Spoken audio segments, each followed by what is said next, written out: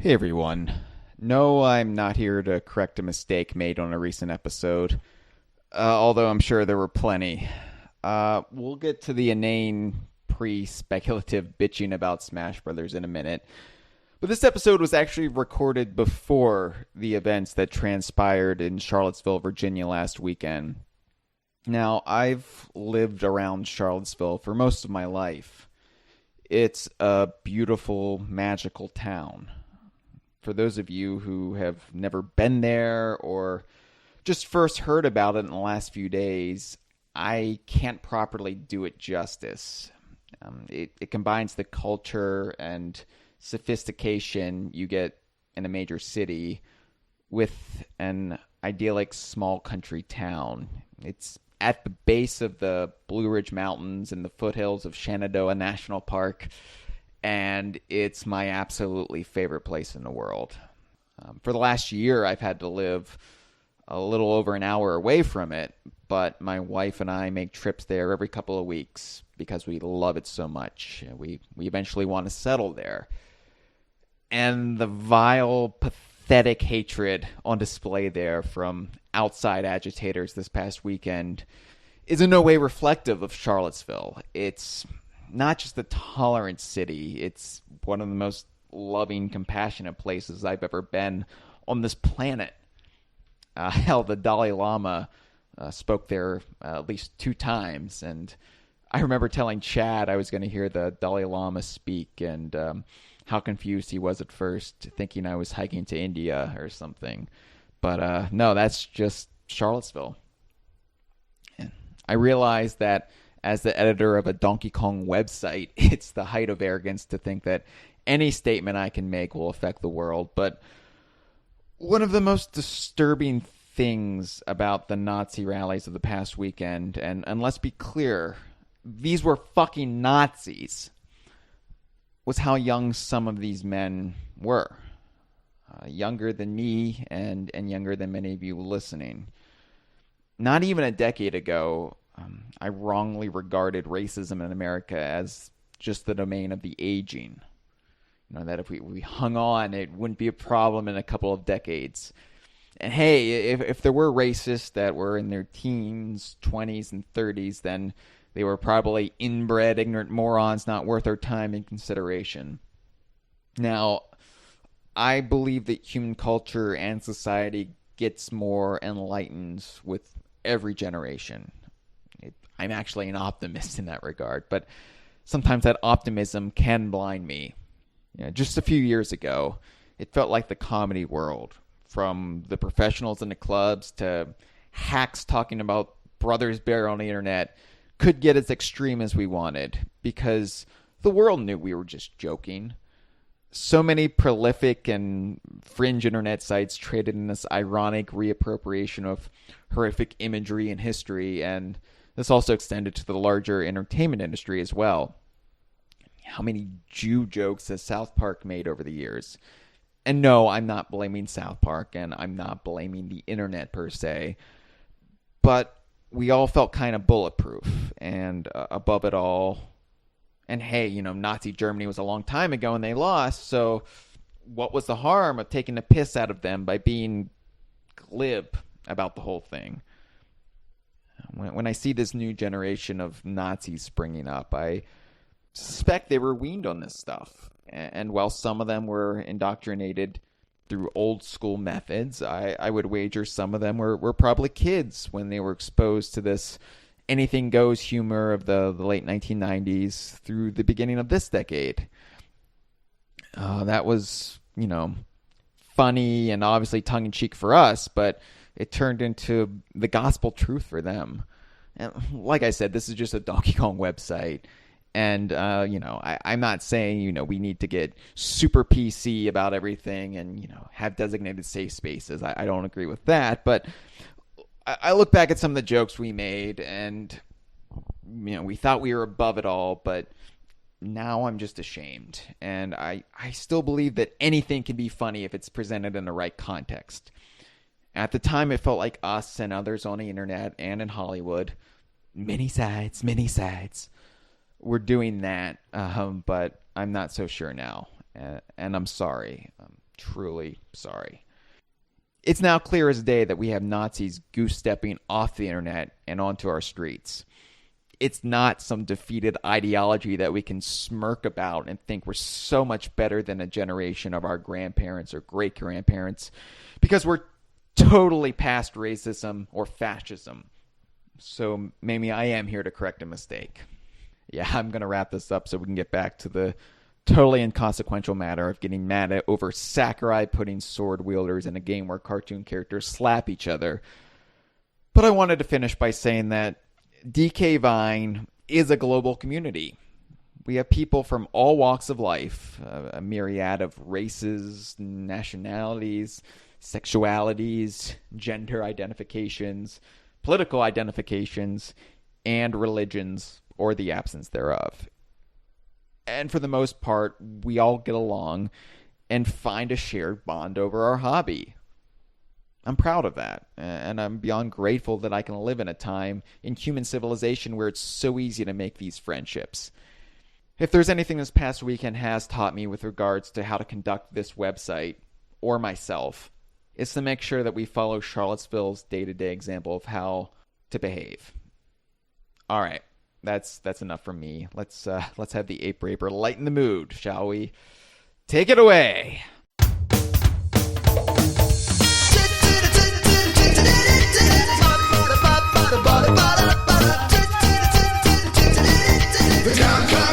Conversation.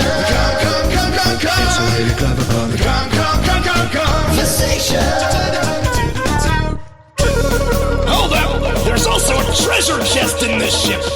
Finally, I'll have the Wolfe to match my looks and talent. Hello and welcome to the Kongversation. I'm Hyle Russell. Who's the little bitch with me tonight? It's Mitchell Wolfe. I'm the bitch.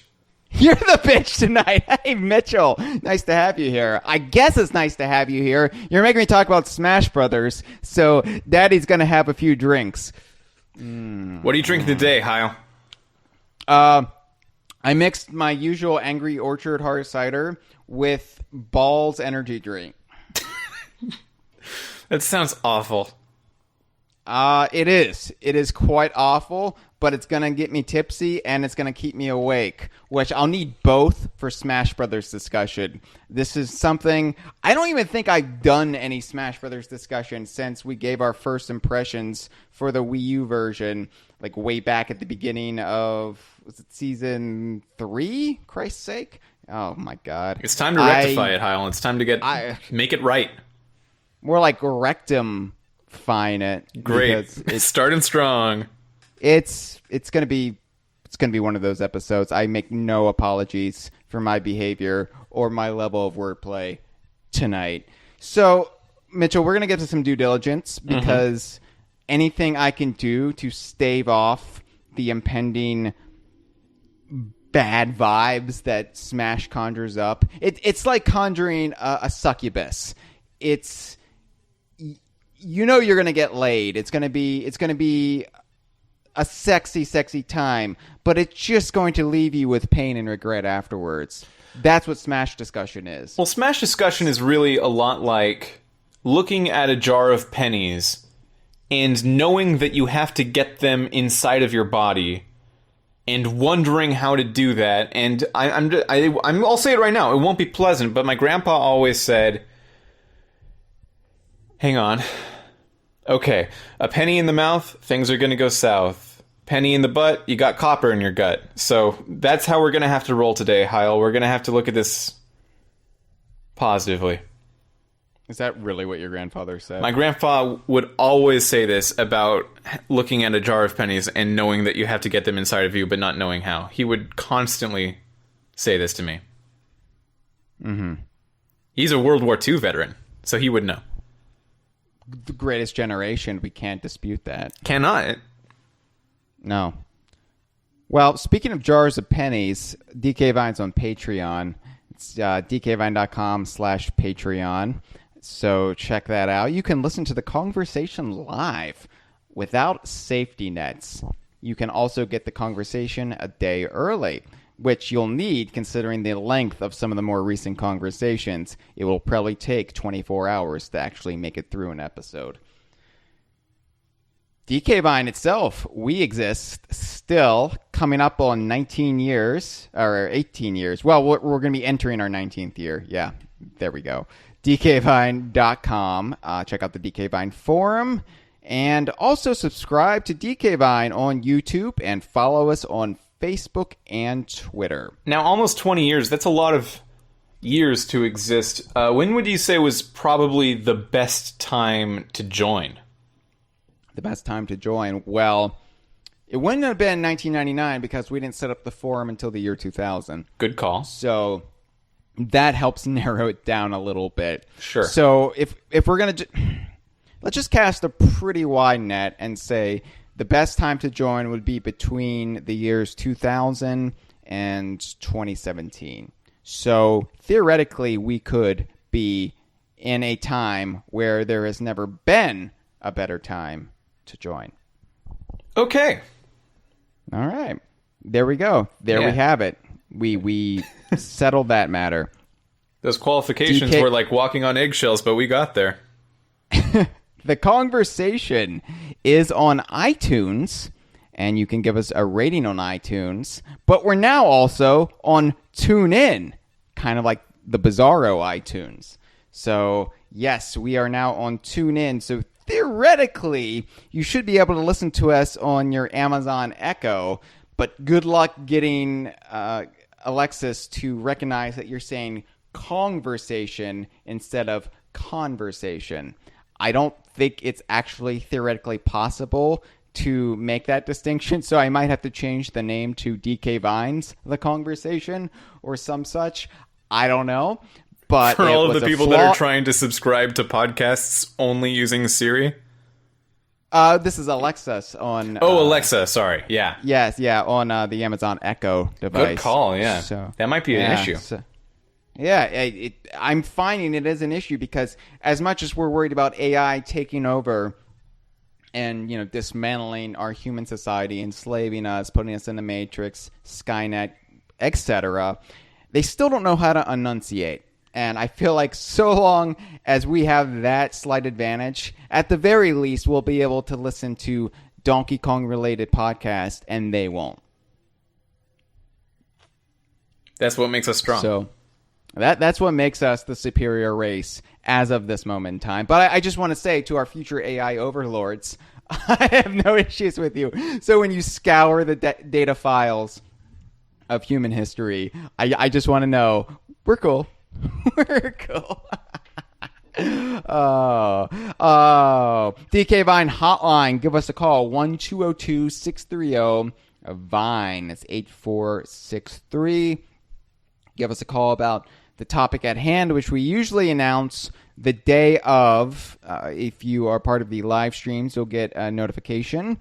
But you will also announce it on social media, so you can stay plugged in that way. Give us a call. You can also give us a call about whatever you want, and we'll save it for a future call sack episode. It's 1-202-630-VINE, in parentheses, 8463. Of course, tell your friends about the Kongversation, because word of mouth is really the best way for this show to spread. And I just made it sound like a venereal disease. They don't call them venereal diseases anymore, but, I'm old school, so... I'm old school. I use the American track listing for Beatles albums, and I say venereal disease. Get over it. I do not use the American track listing for the Beatles albums. I find that sacrilegious. Okay, so before the episode actually started, when we were interacting with the live stream, the secret Twitch chat, we were actually ignoring everybody in the secret Twitch chat and just arguing about Beatles music for approximately 5 minutes. And we brought up the American track listings versus the British track listings, which are considered the correct track listings. And I was just saying... the British, not the American. How much...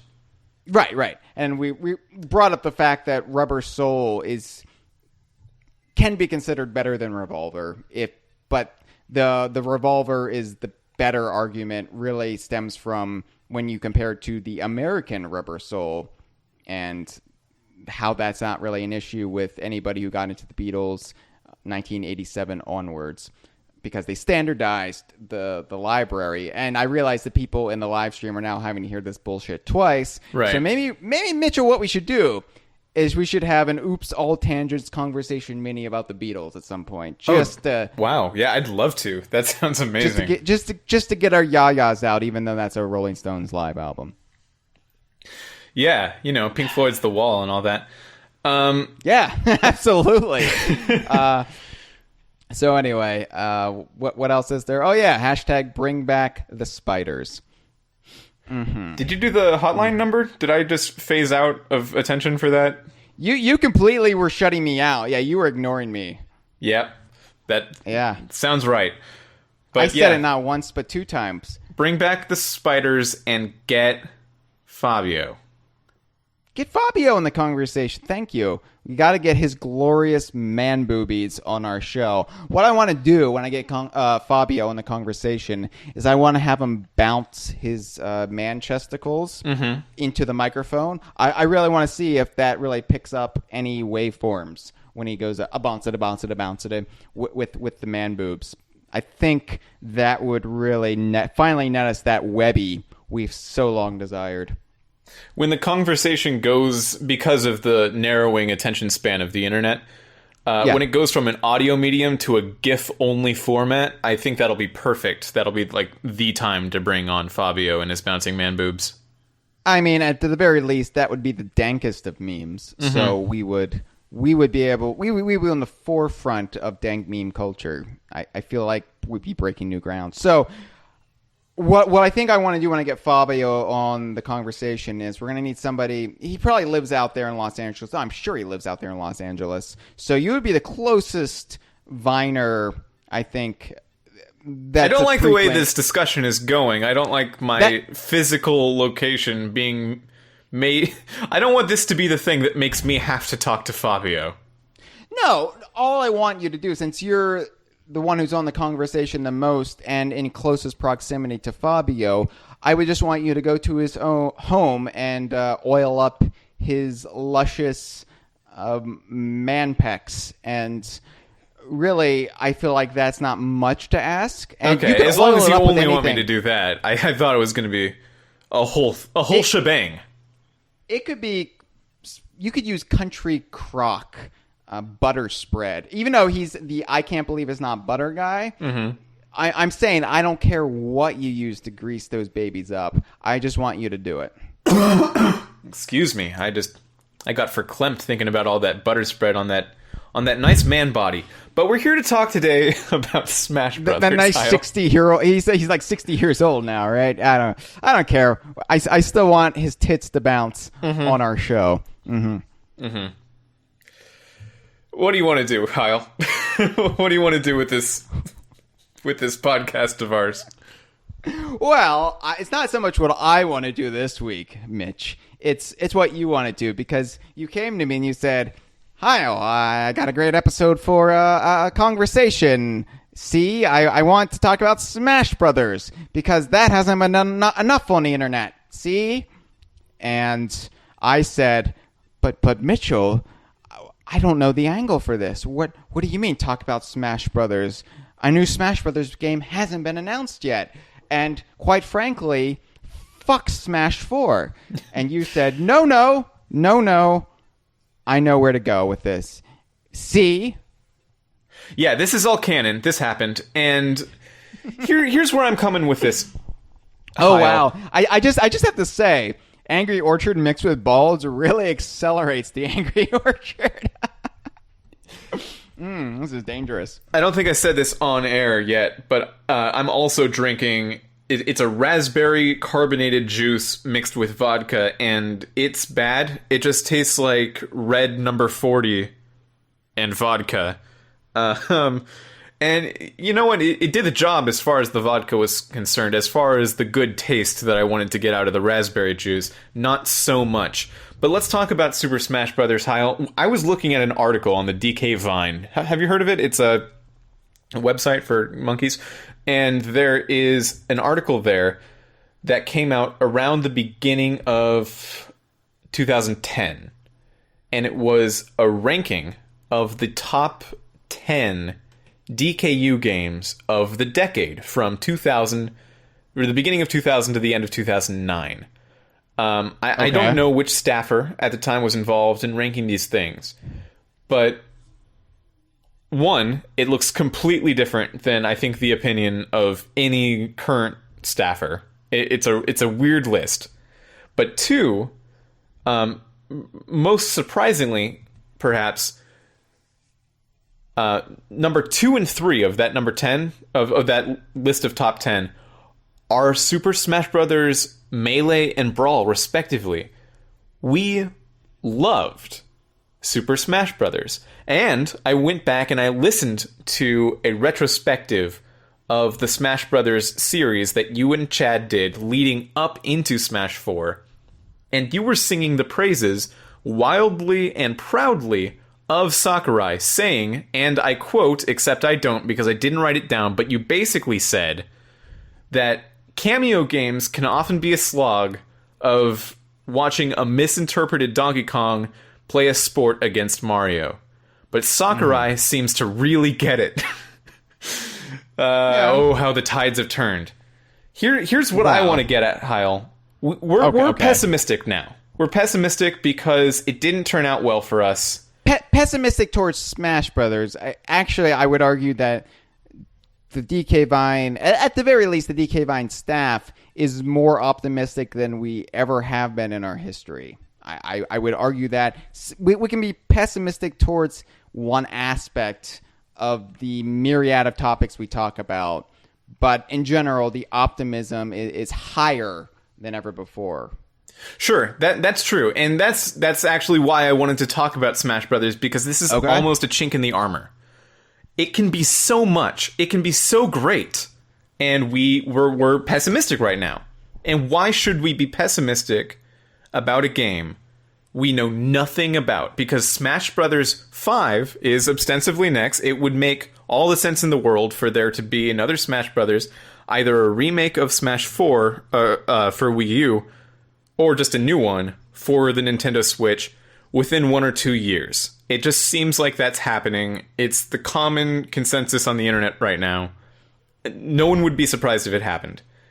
And I think we need to get out in front of it right now and just say what we'd like it to be. What it would mean to us, what it would mean to the DKU to have a good Smash Brothers game, or possibly even the best Smash Brothers game.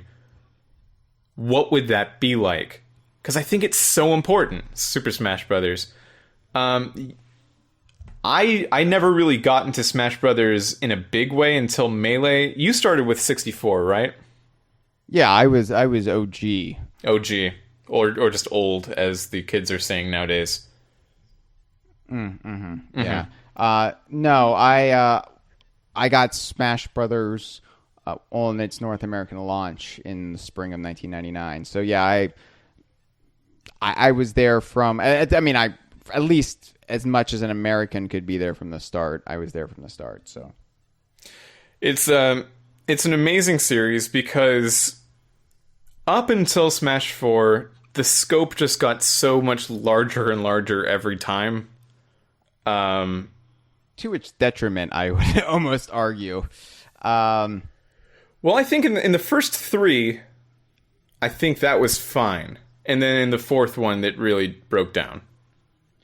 Okay, for the record, this top 10 list you referred to was written by former DK Vine news whore Mark. And so this was actually when neither Chad or I were really involved with DK Vine. This was kind of that fallow period where it was basically Mark's site, and then we came back with the Donkey Kong Country Returns announcement. But yeah, this list is not something I would necessarily agree with. Banjo-Tooie is number 8. Yeah, that hurt my feelings a little bit. Conker's Bad Fur Day is way too high. Banjo-Tooie is way too low. I don't think Punch-Out would be on there. Looking back on it in 2017, I would argue Ghoulies would be higher. And I don't think Brawl would be on there at all. But that's just my opinion. And granted, I realize I'm just one man. I can't speak for the entire DK Vine community. Now, let's just clarify what my stance is on Smash Brothers. Let's do it. You're coming at this as the doe-eyed optimist, and I find that really, really attractive in you right now. It's a good look for you. But thanks. I love compliments. I know. I like handing them out. I like making people feel good about themselves. What I won't be doing is making Sakurai feel good about himself because I think that's fair. Here's the thing about Smash Brothers. Smash Brothers started off as this quaint, quirky little game that was a victim of its own success. It's almost like a rock star. It starts off in the garage, just for the sheer joy of it. And then hits it big with its second album and just blows up. It tries to meet expectations with the third, and it then just descends into full-on drug-addled decadency in its fourth. Now, I'm really surprised that you are so sour on Brawl. I have my own reasons for not liking Brawl, but I thought you would like it because Diddy's in it. And that is like... I generally like a lot of the things Brawl attempted. If nothing else, I respect Brawl, even though I feel like it's not as fun as Melee. I feel like Brawl is where they started focusing a little bit too much on set pieces and unplayable stages and just general malarkey, where you have smash balls and final smashes. And I feel like they kind of got a little bit carried away with Brawl, but I like a lot of what Brawl represents and a lot of what it attempted. And my quibbles with Brawl are minor compared to my many, many issues with Smash 4, the 3DS and Wii U versions included in both. So, I'm kind of on the fence about Brawl, but more often than not, I will at least acknowledge that Brawl had the best roster. And when I say best roster, I acknowledge that most of the Brawl roster came back in the fourth game, but it's the same issue that Mario Kart 8 has. I think I know what you're talking about. You're talking about like priorities. You're talking about priorities, right? Like the priority in which newcomers are going to be added. It was economical, and every character who was there, maybe with the exception of Solid Snake, felt like they should be there. Whereas Smash 4, you're just like, who are these fucking clowns? Why are you in a Smash Brothers game? They've lost the plot entirely here. So I feel like Smash Brothers... I said Smash 4 was decadent, and I stand by that. It was basically...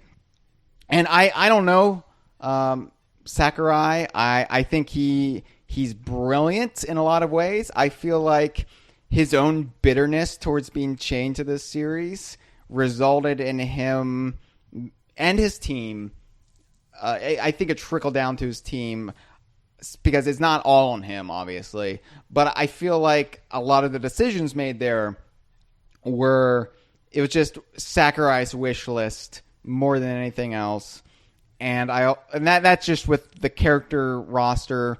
I also feel like he made the game for the hardcore Smashnistas, and as opposed to what Smash Brothers originally started off as this easy to pick up, fun, breezy little fighting game that was stripped down from all of the nonsense that fighting games had always come saddled with, like combo systems. And no offense to those fighting games who do, I mean, that's their thing. I've never been able to get into fighting games because I can't remember long, complicated button combos. I like how easy and intuitive Smash, and especially Melee, were.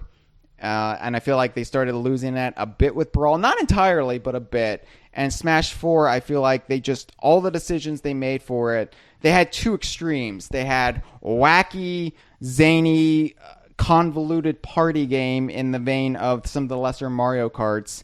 and then extremely stripped Mario. down for Smash fanatics. Yeah. I am a fighting game fan. I like them very much. I think that there's something very Well, your pure... thirst for violence is just exuding from every facet of your being. Well, I tried like actual murder, and like my hands got all dirty, and I don't even like to play with Play-Doh. So I thought, well, let's take a change of pace. Fighting games is where I'm at. I think there's something very pure about the combat in an electronic game of just one person controlling one character versus another person controlling another character. I think it's great. Just something very simple and kind of primal about just wanting to be the best at this one set of rules, and having those set of rules be intrinsically personified by the characters you see on screen. It's fantastic. And I've been to a number of Smash tournaments. I don't want to pretend I'm any good. I promise I'm not like anywhere near professional level. Well, you look rubbish in a scarf, so... Well, yeah, I've occasionally gotten out of pools in tournaments, not very often. That's where I'll say I am in Smash, specifically melee skills. And it's interesting that you say that you think Smash 4 was made for the diehards, because... it was attempted to be made for the diehards. Okay, yeah, that's a good point. Because it is absolutely not. Let's just get into that really quick. Something I think Smash 4 messed up on. And I don't want to talk too much about Smash 4, because we're talking about Smash 5 today. Smash 5 is the center of conversation, but let's just dip into Smash 4 a little bit. This episode's title is called Scrubbing Smash's Taint. So first we've got to establish why it needs scrubbing to begin with. Yeah, let's examine the taint. Let's really get in there. There are a number of things that were made specifically for a more hardcore audience. There is a new online mode called For Glory, and basically that's where you would want to rank up and get better and play against people that are also trying to just get better, and there's no items on in that on that mode. Great. I think that's something Smash players really wanted, like tournament players really would have liked to have, and they got it for the most part. There's always like a little asterisk next to it, though, because all of For Glory matches are played on Omega stages, and an Omega stage is basically a version of a regular stage that is... It has all of the trappings of that stage aesthetically, but the functionality is just Final Destination. And sometimes it's a little different than Final Destination. It's like longer, or it like goes down instead of just being a platform. But really, it's just a flat platform with no other platforms and no any interesting thing else. That is solidly not what the hardcore community asked for. Final Destination being like the thing that you play on, you know, there's the meme, Fox only, no items, Final Destination. Right. That is not a true thing. No one is telling you to play Fox only. That's ridiculous. Items off is true. You don't want to play in tournament where like a item can randomly spawn next to you and you lose the money that you would win from that tournament just because a random thing happened. Like that, you want to limit randomness as much as possible. So items off is true. Final Destination is not true. It is not one of the most competitive stages in the game. It is thought to be that by, you know, maybe more casual players. It intuitively would make sense for it to be the most competitive stage. It isn't. Battlefield is, with the three platforms, because platforms are such an important part of the situation. Yoshi's Story is also considered incredibly competitive. Dreamland from the Nintendo 64 game, another one of those. It needs to have platforms. It doesn't need to have platforms, but it's better if it has platforms and a small-ish main platform on the bottom. Like, that is the actual thing that competitive players would have liked. And they seem to have done no research on that, because if they did any, they would know that the Omega Stage system is probably not great. What they would have really preferred, at least speaking for me, is just a way to turn off, like have it be the exact same stage, but turn off stage hazards.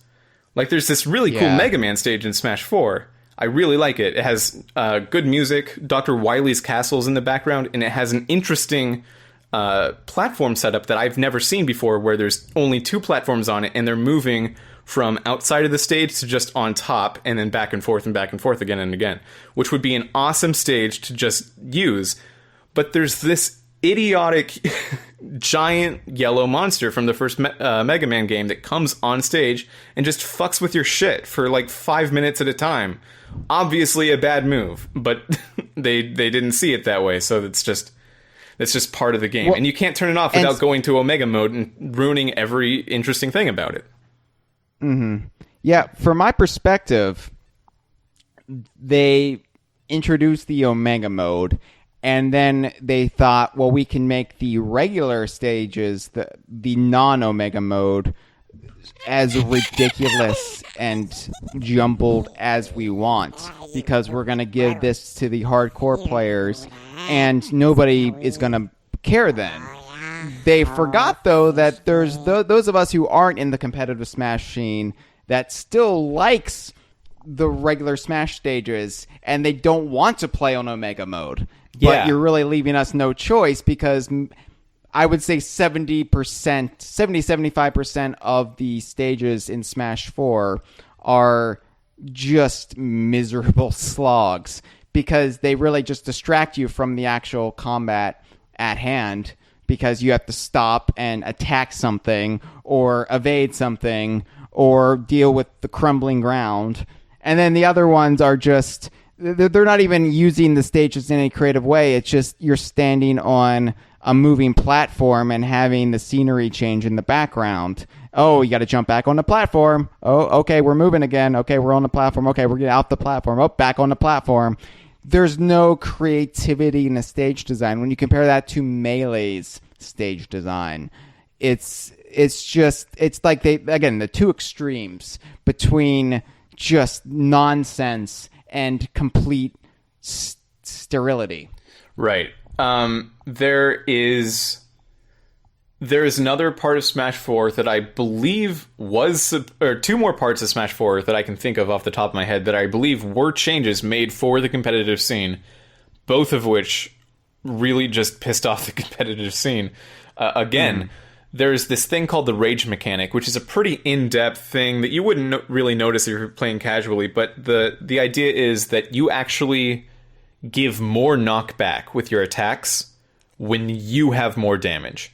And this has never been a thing in Smash Brothers before, and what that does is it introduces a lot of variability into your playstyle, because all of a sudden you can like do a forward smash on someone and not really know, even if you're looking at their percentage, their health, you could not really know how far you're going to hit them with this forward smash.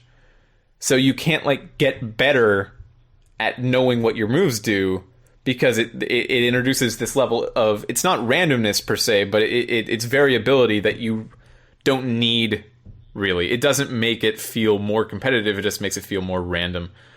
And there's this other thing that I can't remember right now. I just got rid of it in my head. Oops, well, it's fine. You get the point. They're not really listening to the people they want to calm, and they're not really listening to the casual audience either. They kind of made a game for no one. And there's a lot of good things about Smash 4 too. Look, they made the game for someone. They made it for Sakurai. That's feel true. like a lot of the decisions, if not in the actual gameplay design, like as far as like the stuff they tried to tailor for the competitive scene, but a lot of the stuff from pure aesthetics. I mean, and granted, you play a game, if you're a casual gamer, you play a game like Smash Brothers for the characters. So it's dismissive, especially from my viewpoint, when I'm all about character and continuity and whatnot and story, to dismiss characters as aesthetics. But I'm trying to look at this from a more clinical viewpoint than I normally do. But all of that was basically what Sakurai and his buddies wanted in Smash Brothers, without any consideration for the history and legacy of Nintendo, with the exception of a few characters, maybe. Before we get into this, I just want to say really quick, I am coming at it from a bit of a competitive background, and I know that there's a lot of debate about whether or not it's the right thing to do that. I want to say up front, you don't have to be like me at all. You don't have to play the game in the same way I do in any way. I don't even really want you to. So wait a second, Mitchell. when I watch you from afar, as you smoking the doobies, right? And I learn how to do it from watching you. Are you saying I don't actually have to get high? You can. Here's what I'll say about your drug consumption, Hyle. You can use items if you want to. I'm not going to stop you. I don't like to, but you can do it. And you can play on these crazy stages if you want to. And you can use the 8-player mode, which I think is just entirely unwieldy and just a chaos machine. But if you want to do it, do it. I don't want to take that fun away from you. If it's fun for you, you can absolutely. dance if you want to. But if you can leave your friends behind. But things like not being able to turn off stage hazards in Smash 4, or not being able to turn off the random chance that you might just trip and fall on the ground in Super Smash Bros. Brawl. Oh, that's the worst. It's the worst. But you have to at least think about the fact that is bad, and at least those things, the options to turn them off, you don't need to get rid of them, but maybe making the game more accessible for more people, more fun, more often, can never really be a bad thing, right? When I say they need to get back to Melee, I mainly say that because Melee was the cleanest Smash Brothers game, and the thing is, the competitive scene grew out of Melee. So if you're trying to tailor a game for that scene, why wouldn't you just try to study what you did with Melee? Make a game that's accessible for everybody. The competitive scene will follow suit. If you're trying to make a game, you're trying to reverse engineer what you originally did, and ultimately you're just going to please nobody except maybe yourself. So yeah, I feel like they really lost the plot. And I feel like, and this is just a theory because, again, I don't know the man and I wasn't there, despite all of my listening devices in Nintendo headquarters. I really feel like this is a game Sakurai didn't want to make. I feel like he said all he really had to say about Smash Brothers, and this is the result when you force a creative endeavor against somebody's will. Yeah, that's my theory. That's my hunch. But here's the question I want to give you, Hyle. When I play Smash 4, I see a game that's lacking the passion I saw in the first 3 Smash Brothers games. Here's the question I want to pose to you. That's evident. Okay, we're out of the taint. We're out of the taint now. We're not thinking about Smash 4 anymore. Now we're thinking about Smash 5. Here's the question. All right. Do recent disappointments mean that the future of the series is just as bleak? Can we overcome our cynicism here? Of course we can, but there's going to have to be concessions made. That sounds like it's a hostage situation. Let me clarify. Okay, Mario Kart 8, for example, is by and large considered the best Mario Kart game probably since Mario Kart 64. Some would argue it's better than that. You can say, well, the character selection, the character roster isn't as economically great as just the 8 racers in Mario Kart 64 was. You could say that, well, they nerfed the ability to go off track. There aren't as many cool shortcuts, et cetera, et cetera, et cetera. But Mario Kart 8 did fix a lot of what was broken about the Mario Kart system. And going into Mario Kart 8, there was a lot of cynicism about it, and it ultimately won us over, but only after we played it. So it's absolutely possible to course correct Smash.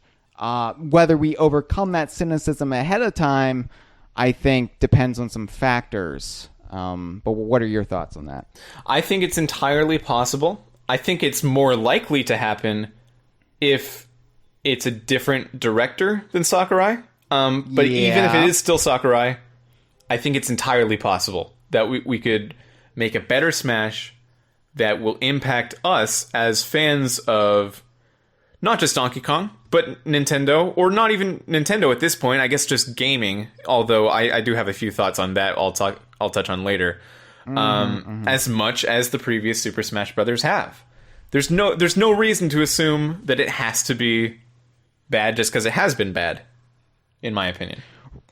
I think ultimately the hope from me and some others in the DK Vine community who think like me is that Sakurai will step down and some new blood will take Smash's reins. Again, no offense to Sakurai, I just feel like he said everything he had to say with Brawl. I feel like Smash 4 is a game he didn't really want to do. And I feel like that was just evident in how he just turned it into self-masturbatory nonsense. And then took offense when people didn't sing its praises. And I fully recognize there are fans of Smash 4, by the way. Yeah, actually, hang on. Our opinion. People absolutely sung its praises. It was very well liked outside of DK Vine. Well, but even then, some criticism did reach Sakurai, and he took umbrage at it. So, I don't know. I feel like this whole Smash's Taint thing is definitely a DK Vine phenomena, but I also think it does have yeah, they're not talking about Smash's Taint over at IGN.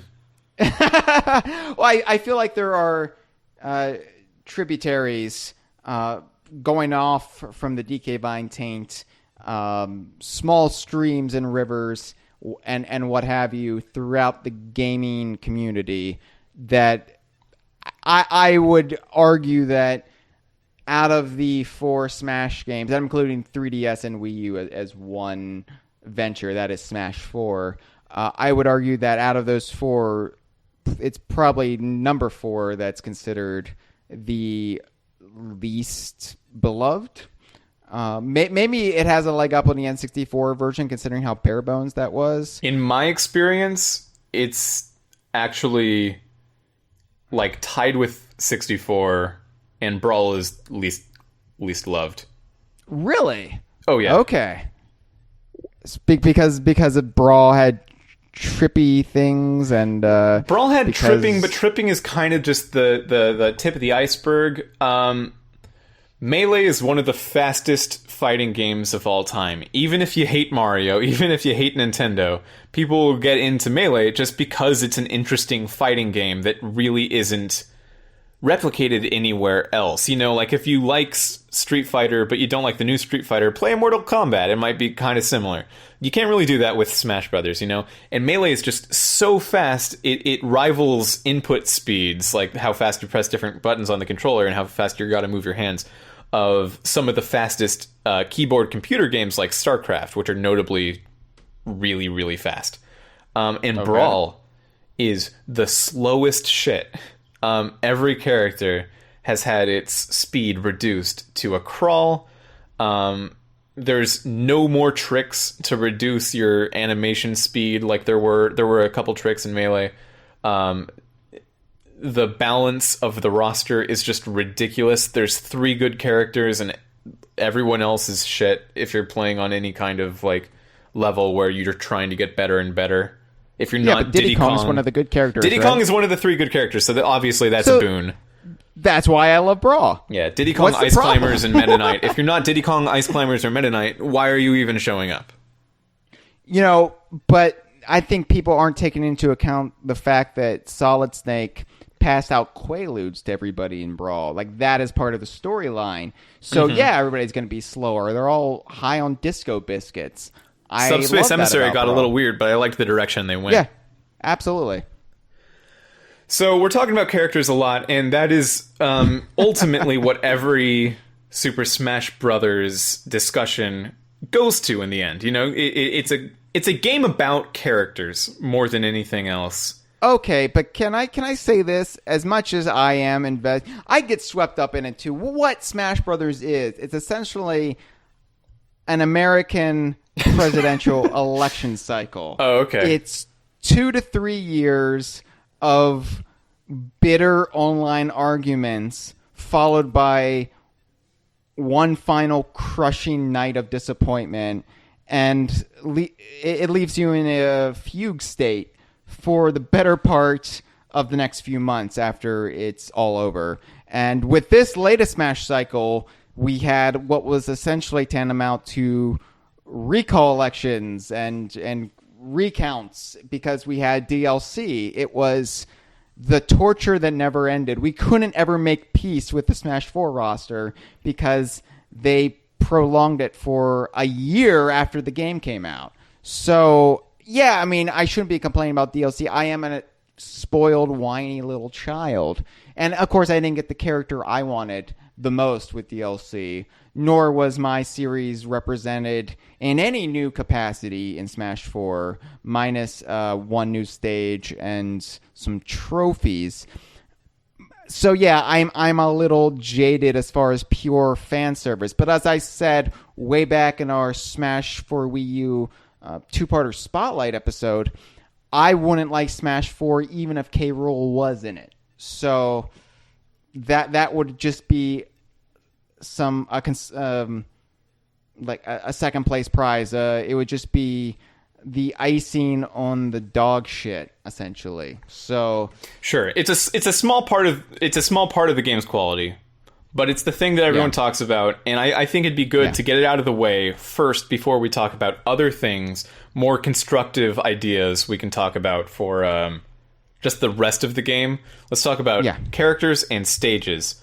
Can I preface this with one more thing, though? Sure. I really feel like Smash Brothers needs to go back, and I don't know. This is like trying to put a genie back in a bottle, and I don't know. There's no way to do that, especially after Major Nelson marries her, and that's kind of the state we're at now. I feel as though the entire Nintendo console cycle revolves around Smash Brothers now. I remember when Splatoon was announced / released, there was a large contingent of people not talking about Splatoon, but talking about what the Splatoon Inklings will do in Smash Brothers. Yeah. And it's gotten to the point where Smash no longer serves Nintendo as this complimentary awesome surprise of a franchise. It's everything in Nintendo seemed to be in service to Smash, at least in the Wii U generation, and a little bit and during the Wii and Brawl, although not quite as bad. That's really when Smash started to get out of control, but then Smash 4 is when it just started cannibalizing all Nintendo discussion. So I want to preface this by saying I really wish we could get back to Smash being a celebration of Nintendo versus Nintendo being at the whims of Smash. Sure. And I don't know if we can get back to that point, but it would be nice, wouldn't it? Well, it's not like they're making new games where you can tell that they're being made with the idea of putting their main character in Smash. This is all mostly coming from the fan community. So yeah, I it's just telling. I understand what you're saying. Really, what we're just saying is, chill the fuck out, guys. Chill out, fans. It'll be fine. Now, granted, Smash is the kingmaker. I still stand by the fact that Smash is the kingmaker. Once something is in Smash, its status is solidified. And I'm not saying like there are Dark Pit groupies out there. But you know what Dark Pit is, and you probably wouldn't. Yes. Yeah, it's why Diddy is now always linked with his jetpack and peanut pop guns. If Smash establishes something, that's it. It's made golden. And it's why so many people want to K. Rool in Smash, quite honestly. Mm-hmm.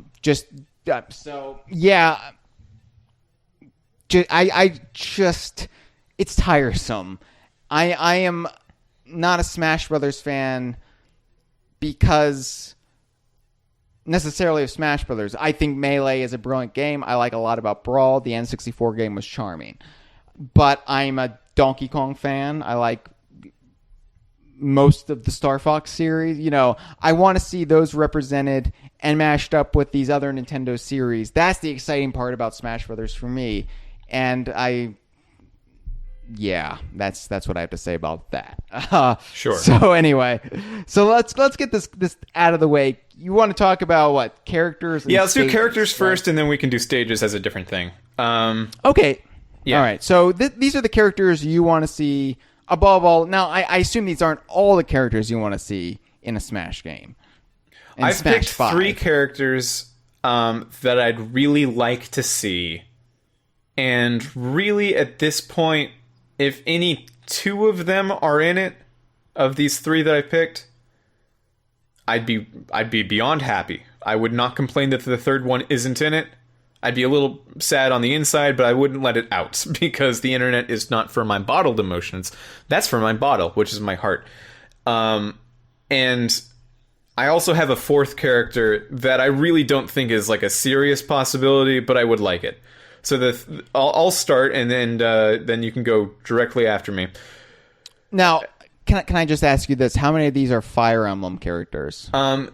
Fire Emblem, is that like that new sriracha sauce? Is that like sriracha? Yes. Actually, it is. As far as like I'm aware, sriracha.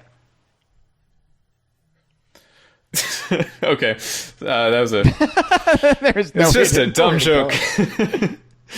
So the 3 characters I have are Banjo or Banjo-Kazooie, or I mean Kazooie's going to be there. It's just I don't know how you're going to put that on the character select screen. Probably I think Banjo-Kazooie. you're just hyping it Banjo-Kazooie. Yeah. There's no shame. It's like Doctor Who. The hardcore fans might get in a tizzy because, well, actually, it's not Banjo-Kazooie. But you can refer to them as Banjo-Kazooie. It's fine. It's a Doctor Who, the Doctor situation. It's fine. Yeah, like they've never technically been called Banjo-Kazooie in-game. They've been called Banjo or Kazooie. But you can. I'm not going to complain about it. I'm one of the biggest Banjo fans there is. I don't care. Okay, so Banjo, big get. If they can, Microsoft seems willing to play ball. Nintendo seems very not willing to play ball. Yeah. Okay. So here's another issue with I have a Smash. Real quick, this opens up this avenue of discussion. I realize I'm interjecting myself right into your train of thought. No, do it. But I want again, trains, tracky train. I love trains all of a sudden. So this is going to sound awful. I'm trying to phrase this diplomatically. Smash 4 was. And Smash, as of late, has been very Japanese-centric. And yes, Nintendo is a Japanese company. It's being developed by Japanese developers. I get it. But Nintendo is a worldwide brand and property. The only Western-created character in Smash Brothers is Diddy Kong. The only one as of Smash 4, through Smash 4. And I feel like it's not so much Nintendo's unwillingness to play ball with getting Banjo and Kazooie, it's their complete disinterest in getting Banjo and Kazooie in it. I feel like there are people working in Nintendo of America or Nintendo of Europe or what have you, who would be all really pushing for it if they had any say, but they don't. So I wish Smash, because for me, Nintendo has always been reflected through that prism of what Nintendo of America wanted Nintendo to be, and especially in the 90s, that was its own image, its own branding. And people forget Banjo and Kazooie were owned by Nintendo, so even though they were created by Rare, they were created by Rare for Nintendo. It wasn't until the buyout that they had the trade between the properties as they went their separate ways. And I feel like Banjo-Kazooie are a very important part of Nintendo history, and they were briefly Nintendo characters.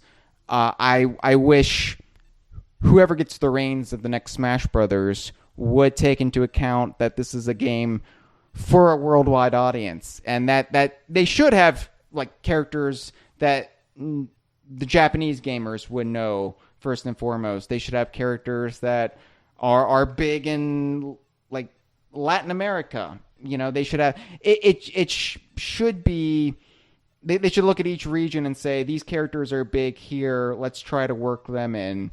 Let's try to have fan service for all of our fans worldwide and not just worry about our backyard. Yeah, I think, well, first of all, on the flip side of this being a bad thing, the fact that Diddy Kong is the only Western character in Smash Brothers can be viewed as just a huge compliment to Rare and specifically Kev Bayless. That's a huge deal, you know. Yeah. We could view that as being Japanese centric, or we could say, man, they really, really liked this Western thing.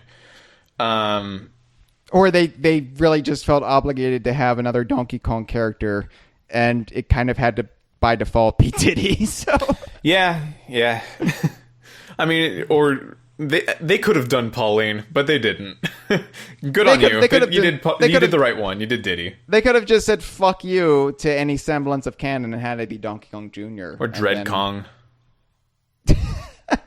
Yeah, I remember beloved longtime DK Vine legend Sean King, longtime persona on the forum, and he was one of the most, I want to say, infamous personalities during the Brawl days as far as his very pessimistic views towards what was happening. And before Diddy was announced, he was adamant that it was going to be one of the Capuchins, the party monkeys from Donkey Kong Jungle Beat, was going to be playable over Diddy Kong. So even in cynicism, that doesn't sound like the smartest choice. Even if I thought that was what's happening, I'd still pick one of the boss Kongs. The mid-aughts were a weird time on DK Vine. Our perspective was skewed. We didn't have... Again, this was pre-Diddy being in Smash Brothers, so we didn't have that knowledge base. We didn't have that perspective that Diddy Kong was here to stay. It was very much a tug of war back then as far as what Rare created Donkey Kong elements were going to stick around, or especially in light of the Jungle Beat developers interview where they said the Donkey Kong Country characters weren't fresh enough for today's gamers. Yeah. Today's gamers being just a few years after Donkey Kong 64, mind you. There's been more time now between Jungle Beat than there was when Jungle Beat came out, between it and Donkey Kong Country. And that man who said they weren't fresh enough grew up to be the creator of New Donk City. It's crazy how things go around like that. We'll see what New Donk City does, but I'm still hedging my bets on that. I'm being cautiously optimistic about Odyssey. I think Odyssey is going to be the most fun Mario game since Super Mario 64. When I played it at E3, I definitely felt that. But as far as what it means for Donkey Kong, I'm just kind of grinning right now and nodding my head and having my fingers crossed. Yeah, I get that. But yeah, Banjo. I want Banjo in Smash. I've wanted Banjo in Smash since Smash 64. I said I didn't really play much Smash 64, but I played enough to know that Banjo was not in it, and that made me sad. And then Melee had another opportunity to have Banjo in it pretty free of charge, and it didn't. And then between Melee and Brawl, the buyout happened, and it's never been super likely since then. But this is not one of my... This is not the fourth thing, by the way. This is one of my serious suggestions. It should happen. It could happen. If pride wasn't an issue, I think it would happen. Yeah. Yeah. Banjo... in Banjo for Smash. Hashtag Banjo for Smash. And also, even though it's a third-party character, and I'm a little iffy about those... It's definitely... I don't think all third-party characters are bad, and if you count legitimately as a Nintendo All-Star, you should be given a chance. Like Mega Man, absolutely. Nintendo All-Star. Don't worry about it. I feel the same way about Mega Man as I do about Banjo. The second character I have is Inkling, and I have no doubt that Inkling will be in the next game. It's the most clear... I've never been more sure about a newcomer in Smash Brothers. Ever. Well, it's kind of a stupid ass no brainer. It's when they announce Smash 5, Inkling's going to be in the trailer. It's just one of those things where there's not even any anticipation. There's no yellow shirted men around for this. It's like Wario for Brawl. Deal. It's just like such a clear, obvious thing to do. Yeah.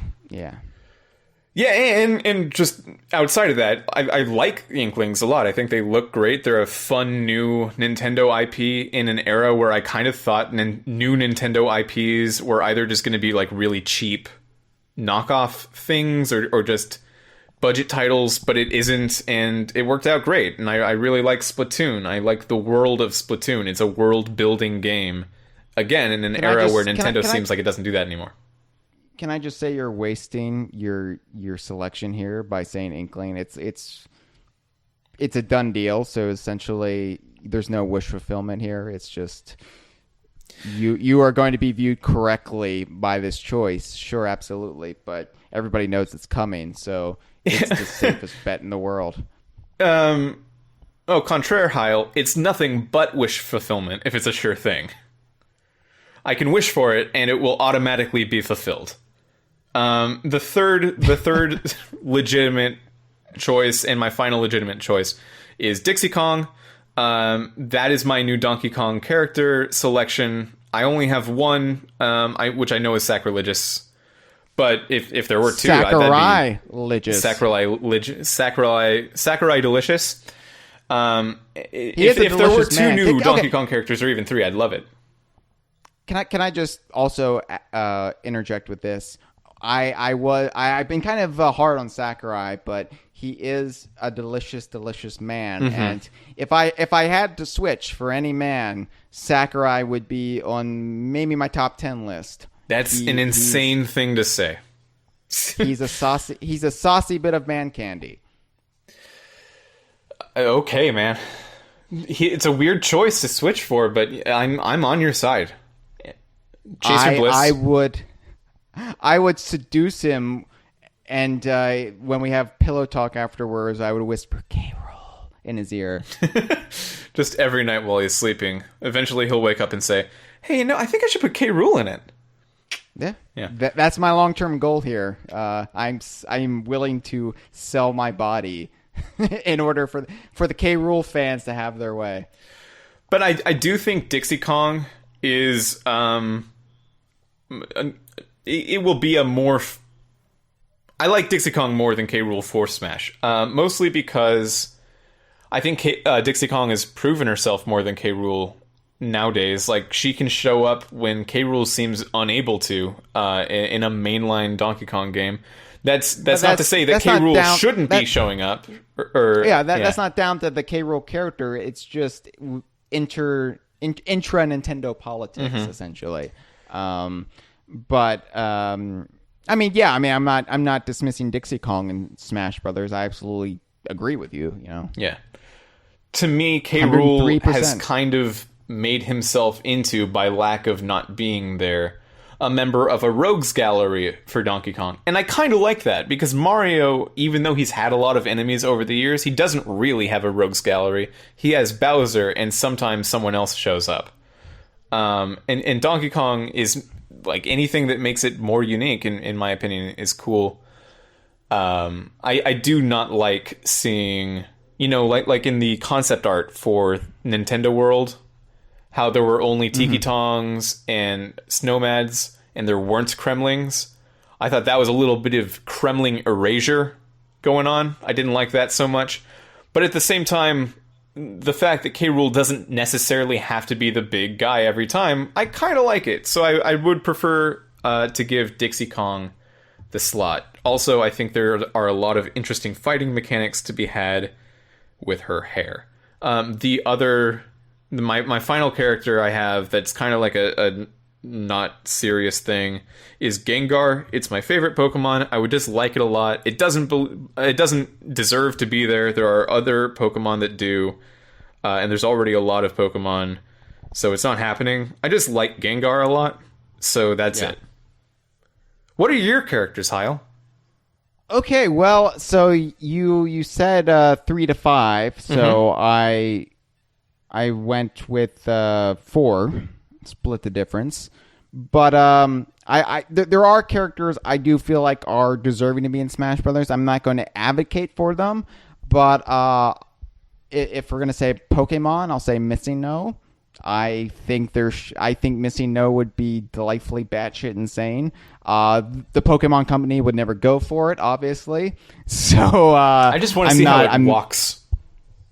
I would imagine it would just kind of glitch across the screen, like it would leave a trail of just shattered pixels, and it would be kind of like a bit of a fever dream, almost like the smoke monster from Lost mixed with Master Core from Smash 4, and just this block of ugliness. Yeah, it sounds terrible.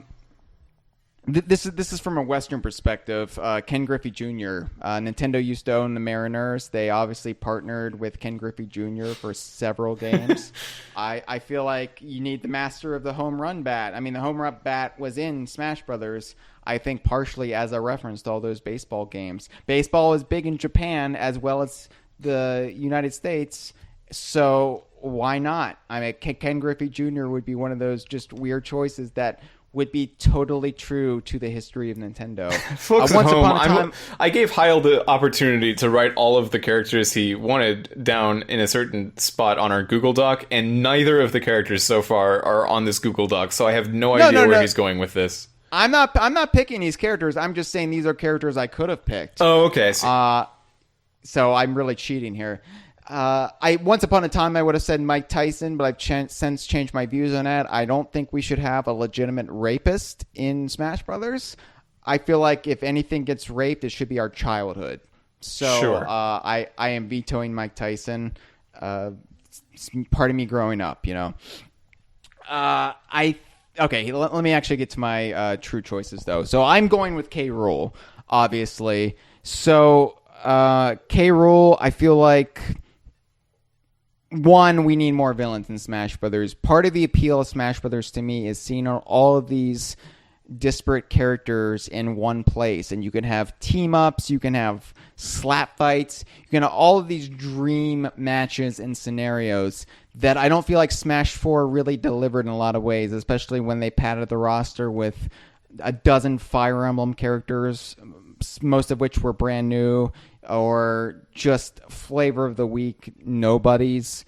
Obviously made somebody's because of Smash Brothers, but that's not how it should work. I feel like we need more villains. Something like, you know, let's say the Injustice games. I think the character designs are garbage. I feel like it does a disservice to a lot of my favorite DC Comics superheroes, especially Superman. But, you know, part of the coolness of Injustice is seeing all of these heroes and villains side by side. And you get a lot more of that in any DC Comics properties because DC Comics is a shared universe and has always embraced that. You don't get that a lot with Nintendo, so I want to see K. Rool side by side with Bowser, with Ganondorf. I hate that Smash 4 didn't introduce any new villains or bring any villains into the Smash fold. So I feel like in addition to that, K. Rool would just be fun to play because with his myriad of personas, you could do something that incorporates the blunderbuss, which, again, Bowser Jr. kind of stole a lot of that thunder. But, yeah, by the way, just so you don't have to correct yourself, Smash 4 introduced Bowser Jr. That's at least one villain. Okay, but again, just a derivative of Bowser, essentially. You know? And I've always felt that the dog from Duck Hunt is a little villainous. Yeah, although he and the duck seem to have made up. So after their initial meet cute, where the dog's owner tried to murder the duck and did kill its entire family, at the very least, they became lifelong buddies. It's just maybe the duck murder. Was in on it. Maybe that duck from Smash 4 was in on it. Like maybe he arranged to have his family and friends gunned down, so he could like collect their inheritance, like a Menendez situation. You know those parasites that sometimes grow in ants that make the ants grow up to the top of flowers? Maybe the duck is that to the dog. Yeah. I really want this explored. Okay, I love the Subspace Emissary because of how batshit insane it got, but also because it was a celebration of the characters. I love that. I feel like that was the best portrayal of Donkey and Diddy Kong in the 2000s, like in the first decade of this century. That was right there. That whole bit with Donkey and Diddy Kong was so true to those two characters. And then Diddy Kong partnered with Fox. I mean, it was like DK Vine catnip. Yeah. So anyway, Diddy Kong and Fox fighting Rayquaza, even though it's something that's just absolutely not a Donkey Kong Country thing, somehow felt more Donkey Kong Country than like even some retro stuff. It just felt really great. But anyway, yeah. So I would totally be down for exploring the dark mechanics of Duck Hunt. Duck Parasite. In, the next Subspace Emissary. Yeah. So anyway, yeah. K. Rool. He's my guy. He's the one I wanted the most. I was totally on the Croc the Vote campaign in Smash 4, and to K. Rool's credit, a lot of people were won over by that campaign. They saw the merits of K. Rool. These are people who weren't even Donkey Kong fans who really got behind K. Rool, and his stature did raise dramatically with the online Nintendo crowd as a result. So we didn't get him in the game, but I feel like the Croc the Vote and Kremlin campaigners should be proud. So anyway, yeah, true Nintendo All-Star. K. Rool's my guy. He'll always be the Joker to Donkey Kong's Batman. And I also want Dixie Kong in the game. Here's the problem. It looks like I'm biased coming at this. I want 2 Donkey Kong characters in the game. I'm a big whiny man, baby. But by virtue of there only being 2 Donkey Kong characters in Smash, no new Donkey Kong characters got introduced in Melee and Smash 4. So there is kind of this reservoir, this well of quality characters from Donkey Kong that need or deserve to be in Smash that haven't been put in Smash yet. And you could argue that it's because of politics, it's because of the regional differences between Nintendo of Japan and the rest of the world, because they were mostly created by Rare, and there's all sorts of biases and politics for that. But I mean, let's face it. Cranky could be in Smash Brothers. There's at least 3 heavy hitters that could be in Smash Brothers from the Donkey Kong series. Where you look at something like Mario, which has had every worthy character and then some, scraped and shoved in Smash Brothers at this point. Toad would have a few words. Yeah, but I don't know. I feel like Toad is probably the only iconic Mario character who still hasn't been in Smash Brothers. He definitely deserved it more than Rosalina. Although I do feel like there should be more female characters, even if I would argue that I don't know if the female characters should come in the form of Mario princesses. And you can argue with me that Rosalina isn't technically a princess, whatever. I don't want to hear it, nerds. But I think there's a merit to Rosalina in that she plays really differently than everyone else. And that it's still something you got to think about. Between everyone we've mentioned so far, I think they would absolutely play very differently than everyone else in the roster. Banjo is kind of like Mario-esque in his build and physics, but has this weird projectile in the form of eggs and has all this jumpy stuff you can do with Kazooie. And obviously K. Rool is a big brute of a thing that doesn't exactly exist anywhere else on the roster in that form. He's a brute who's very agile. Yeah, he's a paradox. So he's very much like Donkey Kong in that way. I guess that is similar, but it's not like he would be a clone of Donkey Kong in any way. So no, yeah. But you say that we've got to take into account like what their moves could be. That kind of ignores the fact that some characters have their moves that's completely made up. There's nothing in Donkey Kong's moveset, save for the ground pound that really comes from the games. I don't think that there needs to be. I don't think you need to qualify whether or not a character has moves in their canon or whatever that could be transferred to Smash Brothers. I just think you should be able to say, okay, Rosalina doesn't necessarily make the most sense representation. Sex? It doesn't. Rosalina doesn't make any sex anymore, and it's been putting me off. But Rosalina doesn't make the most sense representation wise. But if you're just talking about interesting characters for a fighting game, it does again. So I think that I'm not going to get mad at Rosalina. Is my take on that. I'm not mad at Rosalina. You seem a little mad at Rosalina. I feel like they well, she doesn't do the sex anymore, so I have no interest in her as a female. She because I'm a misogynistic pig. It's well established at this point. So I don't know. I feel as though with they got everybody from the Mario cast who absolutely deserved to be there in Melee. And then Brawl, they took, like Wario, but he's his own thing at this point. And I feel like they Smash 4, they just went back to the Mario again and they drained it dry. And meanwhile, there's all of this nice wet Donkey Kong water over here. Nobody's drinking from it. All right. Anyway, I would agree with Banjo-Kazooie. That was my third choice. Everything you said, I agree with. My fourth choice is something that young Jeff Onan put into my brain, and that is having the Virtual Boy as a character. Now, explain how this walks around. How does this character work?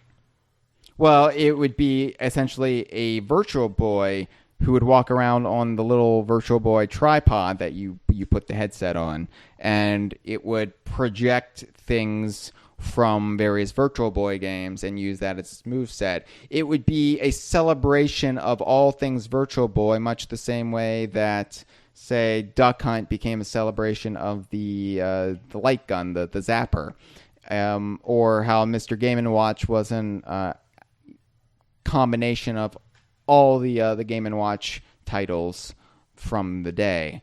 I feel like the Virtual Boy era is woefully underrepresented. I know Nintendo's ashamed of it, ashamed that it's one of their few outright failures, but the Wii U was a failure, and I very much doubt they're ever going to shove that under the rug. I mean, that's different levels of failure. It's been over 20 years. There's nothing to hide from anymore. Embrace it. You can make some dollars off of the Virtual Boy. Put the games on the fucking Virtual Console. You have a 3D handheld, and you haven't done a goddamn thing with the Virtual Boy.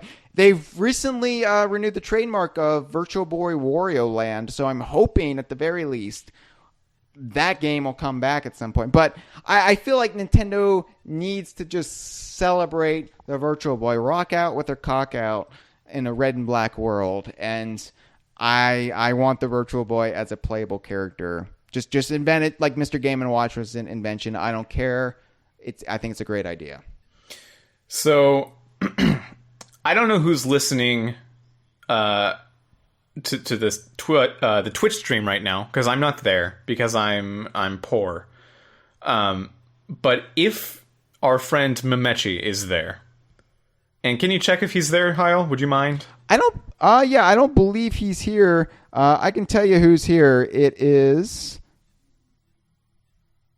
We've got DJ Dustin. We've got Karate Joe. We've got Red Crested Breagle.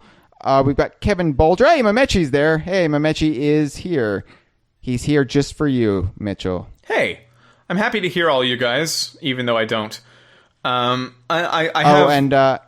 have... sorry. No, I Am Gibbon isn't here. Sorry. Okay, continue. So I have a suggestion for the game. We're now in stage discussion. I have one that really wouldn't be here without Memechi, but I think it's absolutely valid. I think there should be a Rhythm Heaven stage, or even two of them.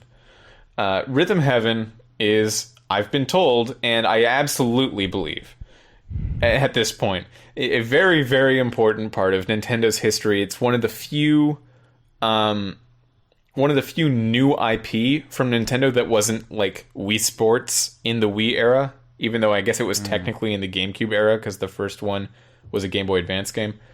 And I can't think of any character I really like. Karate Joe is apparently a pretty popular suggestion for a Rhythm Heaven character. But and that's DK just Vine, DK Vine member Karate Joe is listening right now. Ooh, hey, Karate Joe. I don't necessarily think Karate Joe's a great character suggestion for Smash Brothers because... I like that setup there, how, oh yes, the Karate Joe fanatic is listening to this right now. Oh, okay. Well, I think he's a bit rubbish, and I think anybody who likes him is a deviant and should be banished from polite society, but yes. He's a great character. Bring back leper colonies, but just for Karate Joe fans. It seems too boring to just have a straight up fighter in this fighting game. Like, he just does karate. It's like so many rungs of excitement below everyone else. What about Ryu from Street Fighter? Street Fighter is a Nintendo savior, so there's that. I don't know. Okay, but he's a fighting character. He is a fighting character from the perennial fighting game. Yeah, and he's also one of the most popular video game characters of all time. And also his whole moveset uses a lot of fighting game stuff. Like, there's combos in it, and there's no combos anywhere else in Smash Brothers. Makes it pretty interesting. I don't know how to make Karate Joe interesting, and I think Rhythm Heaven in general is just better represented as a stage, because you can do interesting rhythm stuff in the stage. The way I'm describing it right now makes me think I wouldn't like playing on it, but at the same time, it's just a good thing for representation. It needs to happen. My other stage, and my only other stage that I have that I want to talk about, Hyle, is Spiral Mountain. I think if you have Banjo, you can't not have Spiral Mountain. Yeah, it's just a very obvious pick. I'm not even sure where in Spiral Mountain you would fight. Maybe on the bridge. Yeah, maybe, I don't know. Maybe on the bridge. Yeah, although if Spiral Mountain had been put into Smash 4, then you would have to stop fighting every 15 seconds when a giant carrot, piece of cauliflower, or onion attacks you. Mm-hmm. And like Skyloft, you would be risen up from the platform. You're on the bridge at first, but now you're in that little tilled soil area, and now you're in the area with the boxes that you need to break, and now you're in front of Banjo's house and all that stuff. Ooh, and now we're going in a weird direction, and we're going behind the waterfall. That's exactly what would happen. Yeah, I really, really hate Smash 4. It's just they had a lot of good ideas put together with a lot of bad philosophy about game design. They had no impulse control. It was like they snorted a bunch of cocaine before making all of their decisions. Now, cocaine would be an interesting awful character for Smash Brothers. What would his moveset be? Like a sentient mound of cocaine? Sure, Hyle. Okay. I think it would just be stationary, and just characters would just sit there and wait to grow out their coke fingernail. So it would make time matches really, really impossible unless you really like set it on the extreme limit of that. What do you want me to say to... I think cocaine should be a playable Smash Brothers character. Yeah, you're right. That's a non-starter. You can't end that unless you did a mound of cocaine ahead of time. And unfortunately, my Colombian dealer got his tongue pulled through his throat last night. So I'm shit out of luck. I'm stuck with Balls energy drink poured into Angry Orchard. You're right, Hyle. It was a bad joke. Well. I really shit the bed on that one. But what are your stages? Oh, okay, my stages. All right. So I picked Gangplank Galleon because I feel like I'm fucking burned out on jungles, and if we're going to have another iconic Donkey Kong location that's not a jungle or the arcade construction site, then I want the Gangplank Galleon. You could do other things like, mine carts or what have you, but I feel like if K. Rool were in the game, this would be the place to go. So I just want to... I think this is a really good choice. Really quick, though.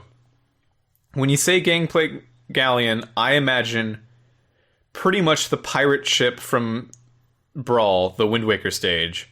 But now there's cannons just kind of shooting across the stage. And that sounds bad. So sell me on how it's good. Okay. Well, it could be one of those things where you can get up into the rigging and evade the cannon fire. Like, let's say the cannons are coming to... Yeah. So... And the cannon fire can rain down just like it did in the original Donkey Kong Country, but this time you can get...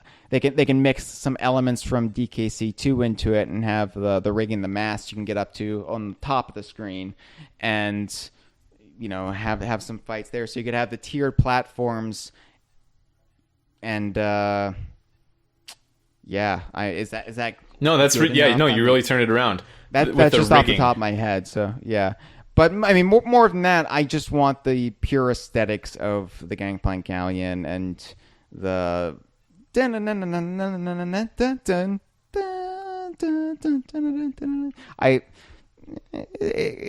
needs to be there at some point. I would also argue, again, this is a Virtual Boy thing. I want a Virtual Boy stage, and let's call it Space World, which is where Galactic Pinball took place. It's also the name of Nintendo's annual show in Japan up until, believe... This is what I thought you were talking about. Yeah. I thought you were just talking about like a stage show. It's, Space World would be the equivalent of the Super Flat Zone for the Mr. Game & Watch, and that it would just incorporate a lot of Virtual Boy elements. I'm not like arguing that it needs to be like a isometric pinball table, but it would be just this red and black kind of 3D plane. You could fill in the blanks there, but it would be really cool. I know, like in Super Flat Zone, like the characters retain their full 3D color appearance, but it would be cool if in this stage they all took on the red and black aesthetic. People would hate it because I realize the stigma's there, and they're, this is the stage that makes you go blind. But well, I think the main reason I think people might not be so into it is that there are different color options for every character in every Smash Brothers, and on this stage, I'm assuming that they would all be the same color. Suck it up. Suck it up. Okay, no, I can do it. I'm into that. I'm into these avant-garde stages. I'm an increasingly bitter old man, and I don't have the patience. Oh, it's monochrome. Oh, I can't play that. Shut up. Shut up. Live a little. I mean, it's like... I watched I Love Lucy when I was a kid, and that was in the era of color TV. I didn't whine that it wasn't in color. I just accepted at face value that they said she was a redhead, so I believed it. I didn't have any evidence to back it up. Well, you were drunk off of your face on vitamin and Vegemin at the time, though, so... How would that even... Would they liquefy the meat? Like, I don't even get... Like, they put the meat in a blender. How would that keep in a bottle? I don't know, but I'm just a fan of you getting my obscure I Love Lucy reference. That's one of the most classic episodes of one of the most classic. You're right. Of all time. Any I Love Lucy reference that you have like details for, though, is I think in the year 2017 a little obscure. I don't think I could do that with most of my friends from real life. You're probably right, considering I was weaned on Nick and Knight, and I mean the true era of Nick and Knight when they had shows from the 50s through the 70s, not we're gonna have Full House on Nick and Knight. Fuck you. So I got my education in classic TV, and I don't think that's something that's really available to the younger generation. So yeah. Yeah, I remember watching a lot of I Love Lucy and I Dream of Jeannie mostly, and sometimes Bewitched, but I kind of hated Bewitched. I made an I Dream of Jeannie reference earlier, and you didn't react to it, so it's like, oh, I forgot he's young. He's young and supple. And the Major Nelson thing, yeah, I got it, but I don't know. I'm sorry. I should really just nurture all of the things I like a lot more. It's fine. It's fine. I'll refrain from making any Bewitched references. I could always go by the old DK Vine standby and throw in some Newhart, but I won't do that either.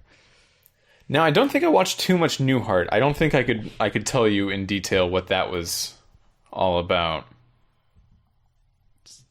Newhart was a great show. I mean, I assume it's great. I haven't seen it since I was a kid, so like many things, it might not hold up. But I remember it being witty, and it had one of the best endings in TV history.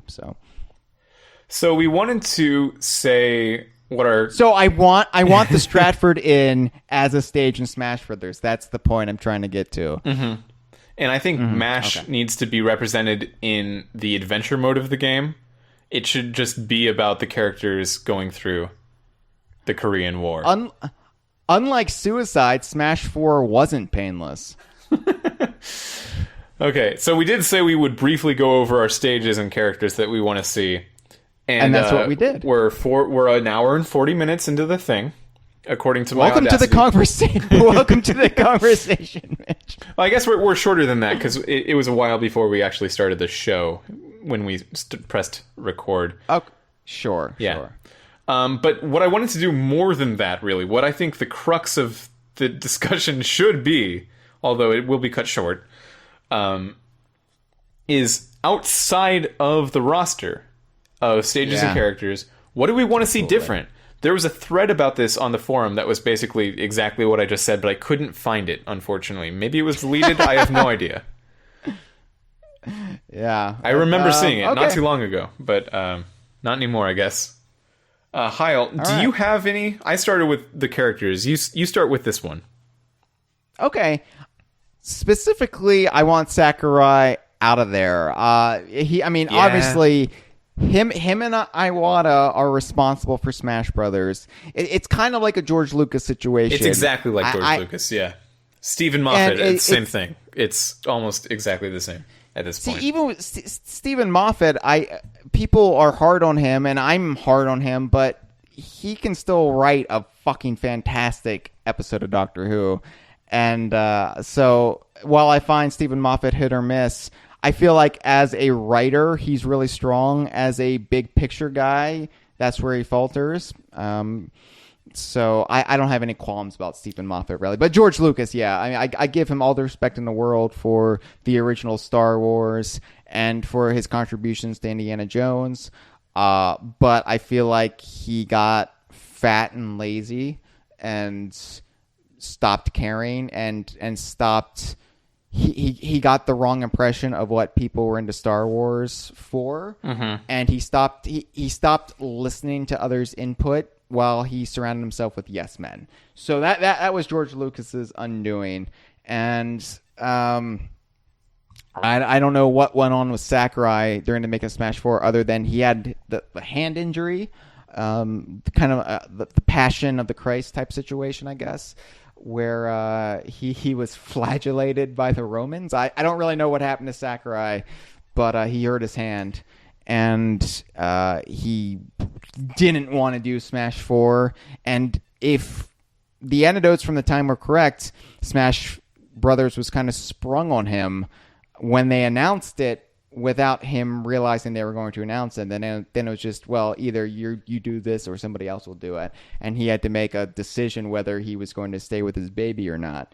So I feel like the time for Sakurai to step down was after Brawl, but he stayed with Smash 4, and it wasn't to the game's benefit. So first and foremost, we need new blood. And I don't care who does it. You know, I'm not going to sit here and say, oh, I want Retro Studios to do it because I'm a biased little man baby who wants his properties represented well in Smash Brothers. If Retro were to develop Smash Brothers, well, there's not only the possibility of more Donkey Kong characters, but there would be a very good chance Banjo-Kazooie would be in the game because of the obvious BK influences that they've openly spoke about when developing Returns.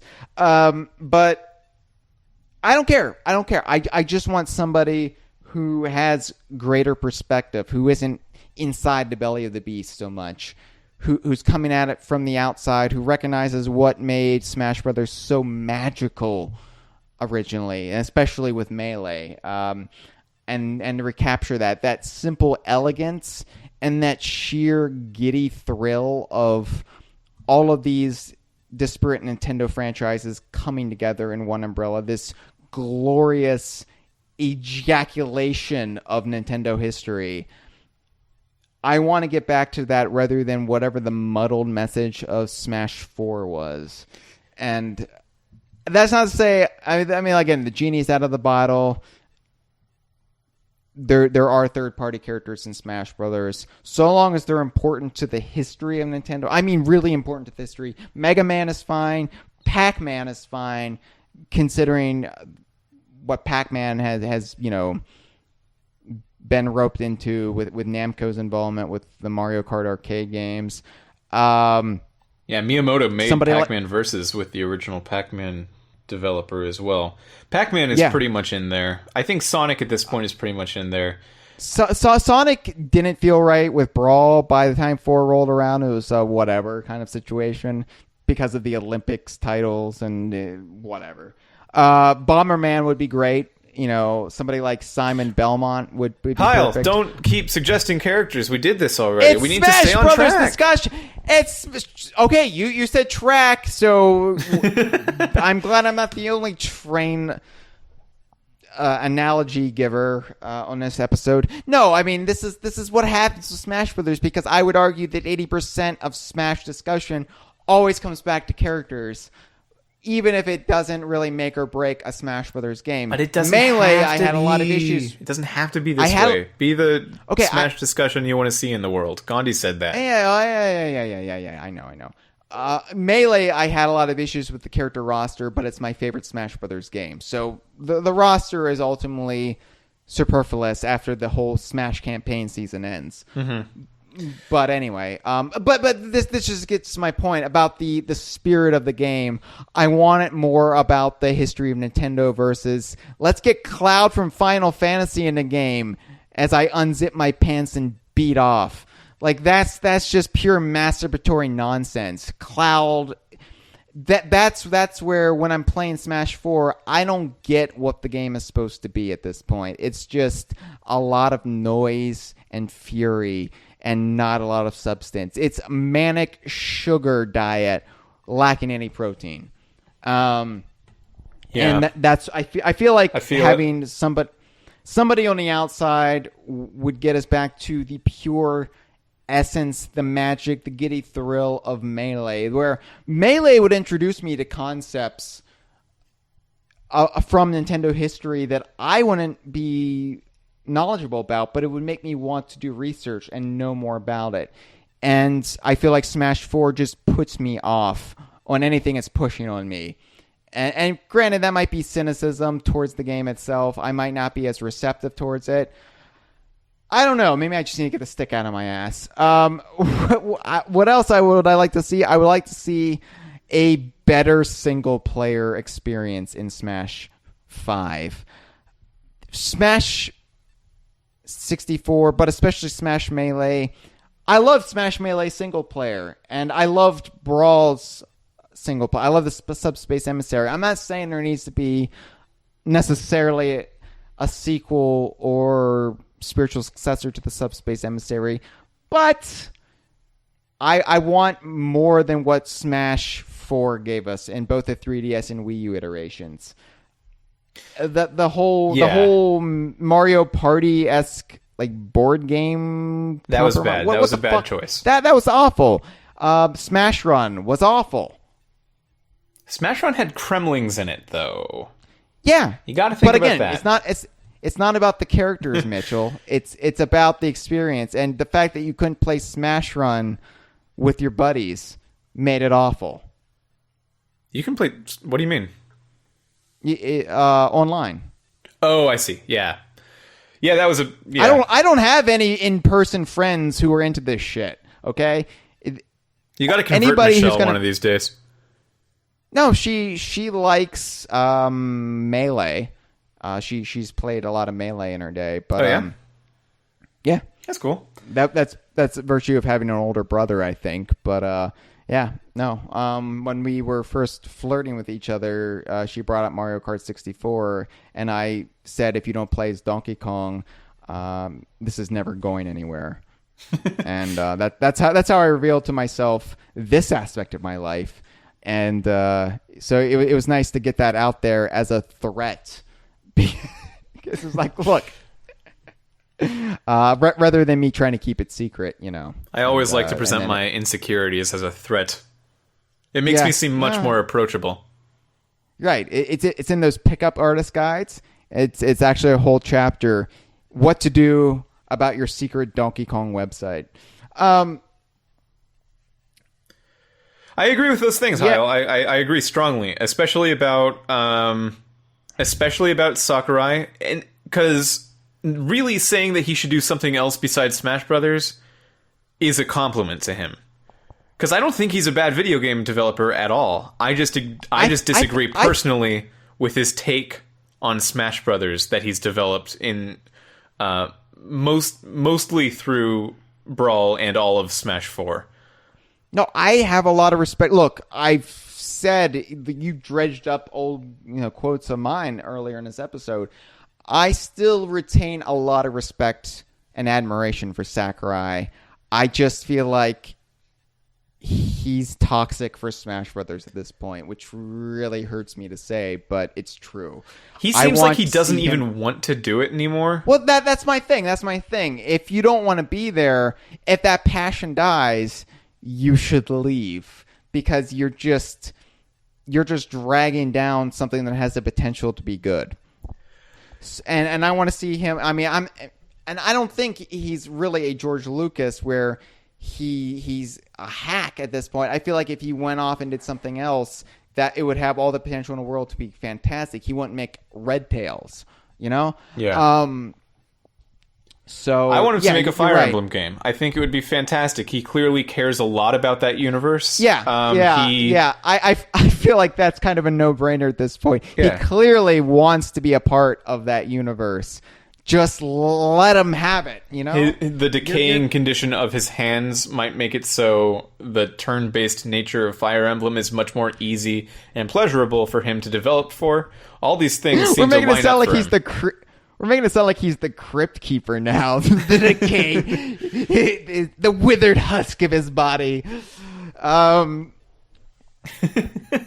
the end of 2017, he'll just have Kirby-like nubs at the end of his arms. He probably had a hangnail during the development of Smash 4. I don't know.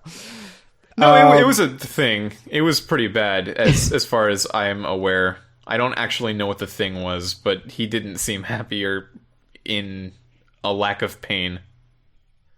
He should have done that mound of cocaine he had planned as a character. That would have really improved his mood. Mm-hmm. Definitely. Finally, I guess I would... Yeah, it would be the stage thing, personally, for me. I know we're not talking about stages, but I'm not talking about what stages I want to see. I'm talking about how the stages are utilized. I want playable, fun stages that aren't hyperbolic madness or absolutely unflavored, like warm cream of nothingness. I want a good middle ground between the two, because I'm not a competitive Smash gamer, but I'm also not a Nimrod with no attention span. I want something that has its cake, but that cake can be, edible as well, so to speak. Yeah, I feel that. You can, I think that you should be able to make any crazy stage you want, provided there's an off switch to that craziness. Yeah. Just But, anything okay, that can hurt I- a character or move a character involuntarily, just turn it off. Don't have that there. But I also don't want every single level to be designed around craziness that if you then turn off that craziness, you're left with a lot of nothing. I look back at the really like great stages from Melee, and you know, I want to see that design brought back. You know, you've got the Hyrule Temple, you know, one of the greats. You've got the Donkey Kong stages. I love the Donkey Kong stages in those. And, you know, the platform didn't... I'm tired of platforms breaking away beneath my feet and having to scurry. I want to focus on the fight at hand, and I don't want to worry about my environment turning on me all times. That's fine in 1 or 2 stages, you know, but when it's just every fucking arena, then it gets tiresome. So that's what I want. What about you, Mitchell? So you touched on single player stuff. I think Smash 4's single player, or at least the Wii U version of Smash 4, wouldn't have felt as barren as it did if it just had a little adventure mode in it. Again, like you said, I'm not necessarily asking for Subspace Emissary 2. If they do that, if they do a full story mode with incredibly well-rendered cutscenes that give more depth to all the characters in the game, that'd be amazing. I wouldn't say no. But I wouldn't turn my nose up at the adventure mode in Super Smash Bros. Melee either. That's a really cool thing. It still involves stages that needed to be specially made, and it's like a reinterpretation of all these different franchises. Melee's adventure mode felt unique and exciting, mostly because it was the first time that all of these series were being seen in not low poly, you know? So I'm not sure if you ever can capture that again, because I know what Mario's universe looks like now. But at the time, I only really had Super Mario 64 or the Mario Party series to wrap my mind around that. And that, to me, is the genie that you can't put back in the bottle. At the same time... What I go back to, though, from Smash's adventure mode, it's the smallest thing, and it's such a weird detail to fixate on, but it really speaks to me how well thought out that was. And there wasn't enough of it. We only had a couple stages, and then the rest were just, now you fight a giant Donkey Kong again. But in the Mushroom Kingdom side-scrolling stage, the fact that there was a golf course in the background, smallest detail, but it showed they were looking at the totality of all of the Mario titles, and there's all these Mario golf games for some reason.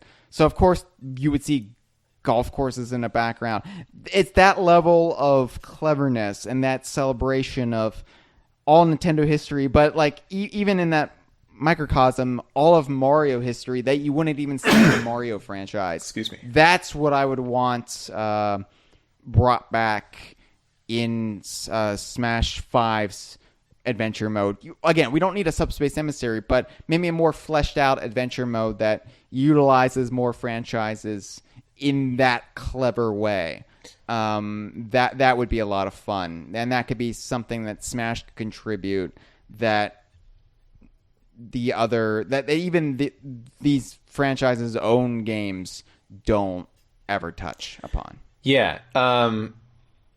This is kind of one of those things for me where I don't want to be too picky about it, because if I get it at all, it's just a massive improvement. You know, like if I get it at all, it's automatically better than what Smash 4 did, that just had the classic mode, or what's same with Smash 64. But yeah, that's great. And I also really liked that the Mario stage was a horizontal side-scrolling thing, and the Zelda stage was a dungeon you had to explore, and the Metroid was a vertical platforming thing. So like it all had to do with the game's, the way you played through this Smash Brothers stage was always just Smash Brothers physics, which are pretty much Kirby physics, but it also had to do like design philosophy from the series that it was themed about, which I really liked as well. Yeah, absolutely. I thought that was cool. Another thing that I'd like to see the return of is melee competitive physics. So I know some people will disagree with me on this, but I really don't think adding things like wave dashing and L canceling, just advanced techniques that if you can practice and get good at, you will just get better at tournament setting play. Adding that back into the game will not make it worse for casual players. No casual player was playing Melee and said, man, these wave dashes are hard to execute. They just wouldn't know about it, and it would just be I don't even know what okay, I don't even know what that is. Okay? That's the level I'm at. I've never really understood what the hell wave dash. I've looked it up because I've heard it referenced. Obviously, I've looked it up, and I'm just like, I still don't. What is this? I think wave dashing is one of those words that you hear that's more intimidating than it actually is, because it's one of the easier techniques to do. What you basically do is when you're in the air and you're returning to the ground, instead of just landing on the ground and then going the direction you want to go after that, you can air dodge, because Melee had a directional air dodge. Like when you dodge, you like go in a direction. If you go diagonally down to the left or to the right, you will cancel all the animation that it would take for your character to like bounce and land, and it would slide your character a little bit. So it's used for mobility and speed. If you don't know how to do it, it's not a deal breaker. In fact, there are some high level pro players that really don't do it that much. But the idea of taking it away from Smash Brothers, I think, does so much more disservice to the competitive community than it does to the casual, than it does benefit to the casual community. And I just don't see why you would not rectify that mistake after you got rid of them with Brawl. Why wouldn't you fix it with Smash 4? Maybe Smash 5. Yeah. If Sakurai, probably not. Yeah. I would also like to see a divorce from the Brawl-style button-based menus, and I feel kind of bad about this, because the menus were designed by Sakurai's wife, which is a little fun fact for you. But they're also terrible.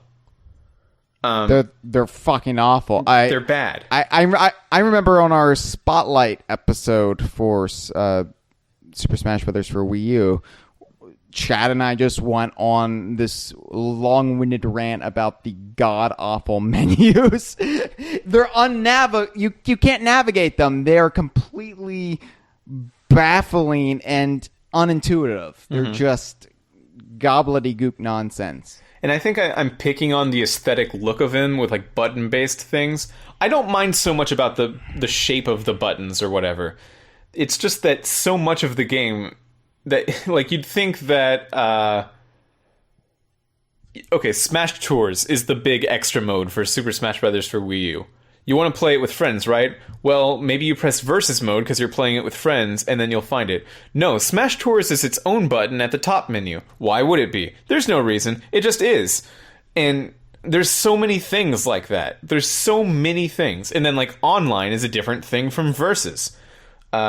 Just really sit down, think about where you're putting these menus. I would like this to be fixed. If it's yeah. The Smash 4 menus reminds me of like the scribblings of a conspiracy-minded, insane person. Like it's none of these things make any sense laid out the way they are, but this person is convinced they're all connected somehow. Like all this stuff is under extras that should not be considered an extra. It's good. Ugh. Yeah, it's bad. It's a bad menu system. So here's another menu-based thing I'd like. A small little thing. I'd like permanently set custom rules. This has bugged me forever. If I turn off my GameCube and then turn it back on, I will have to do everything I do to make it a game that my friends and I play every single time we do it. And we never play a different way. We just play it the standard way people play. Fortunately, it remembers items that you've turned off and stages that you've turned off of random, which is great. But it will still default to a time match every time. A 2-minute time match. 2 minutes, yeah. That's not even enough time to really get things going. I don't think you can charge $60 for a thing and say that the default way that we won't let you set... we won't let you change the default for is a 2-minute time match. That's just... It's so... Who likes that the most? Who likes that more than stock? I don't know anyone that likes it more than stock. Okay, but even that, like, 3 minutes would seem more reasonable to me. 2 minutes? Like, what? Yeah. I really feel bad for Sakurai's wife if he thinks 2 minutes is enough time. Yeah, so I just want it to be still there when I turn off my system and turn it back on again. This definitely won't be in Smash 5. I can talk about optimism and how we don't need to be cynical for a game we don't know anything about. I feel like this rule thing that I want will not be in Smash 5. I mean, it depends on who develops Smash 5. Again, I feel like there is definitely... Like, maybe these things that bug you will be bugging the person who finally gets their hands on the next Smash Brothers game. If it's not Sakurai, there's a good chance a lot of this will be fixed. Yeah, they've been working along with Namco, and I assume that because Namco did Smash 4, they would also do Smash 5, even if the director is changed. But Nintendo also has some pretty strong ties with Capcom, and I wouldn't mind seeing that tried. I wouldn't mind seeing a Capcom Smash Brothers. I feel like this like idiosyncratic little fighting game fan problems that are coming up would not be there anymore with Capcom doing it. Not to say that Capcom has been great recently with their fighting games either. It's just they know the field a little bit more. The last thing I had written down, I think you've already touched on it, Hyle. I just want a more honed focus on Nintendo. I don't think there's... I don't think we're at the point where it would be beneficial to go back to a Nintendo-only fighting game, and I don't want it. Mega Man is great. Mega Man makes the game better. And I want Banjo, and I wouldn't get Banjo without third-party characters. But really ask yourself, man, if the thing you want to represent isn't a Nintendo All-Star, why are you doing it? Why? Yeah. What does Cloud and Smash Brothers do for you creatively? Because I know it's not creative. I know the reason is money. Because Square Enix wants to promote the remake of Final Fantasy VII. I get it. Well, and also, I feel like Sakurai is a huge Final Fantasy VII fan, and it was an opportunity, but it's playing to... I don't want to say it's playing to a limited audience, because obviously a lot of people are fans of the game, but it's not suitable for Smash Brothers. Yeah, no, a lot of people are fans of the game. I'm also a huge fan of Cameo, Elements of Power. I don't think Cameo should be in Smash Brothers. It wouldn't make sense. No, and look, I am a huge Donkey Kong Universe and Rare fan. I don't feel like we should have Snide the Weasel as a playable character. I don't feel like Mr. Pants actually belongs in Smash Brothers. So I completely get that. It's we can have our passions, but if we're being realistic about what deserves to be in Smash Brothers, we have to make exceptions. And I feel like Sakurai stopped having that little part of his brain self-edit himself. And that's how we got such a deluge of very similar, at least in appearance, anime-styled swordsmen. Yeah. Some of them are unavoidable. Like, I think Shulk was a great choice. I think Xenoblade deserved to be represented. And that Okay. yeah, I mean, like if you're adding Shulk though, like if you have that on the table and you know it's something you want to do, look at the rest of your table and try not to get too similar with it with the more optional things. Like Lucina didn't need to be there. No, and I hear the arguments like when you have essentially clone characters, and they're like, oh yeah, but I mean this was just basically a freebie for the fan, like Dark Pit. Oh yeah, well it was easy to implement. And you get more characters that way. So what are you complaining about, you big whiner? Again, it's the fact that you can have less characters and have a more higher quality roster. Having also rans and less deserving characters in there just because they were easier to get in the game cheapens it. Cheapens the prestige of Smash Brothers. I'm not sure I would say that clones in general cheapen the prestige of Smash Brothers, but they could have been chosen better. Like, look at how Melee handled clones. A lot of people have issues with how Melee handled clones. Yeah, poorly. They don't like how Ganondorf is a clone of Captain Falcon, right?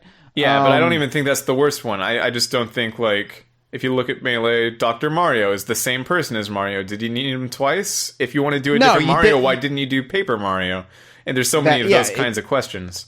It's shit, yes. But for the most part, I like the reskinned clones that aren't similar to their original one, like Ganondorf.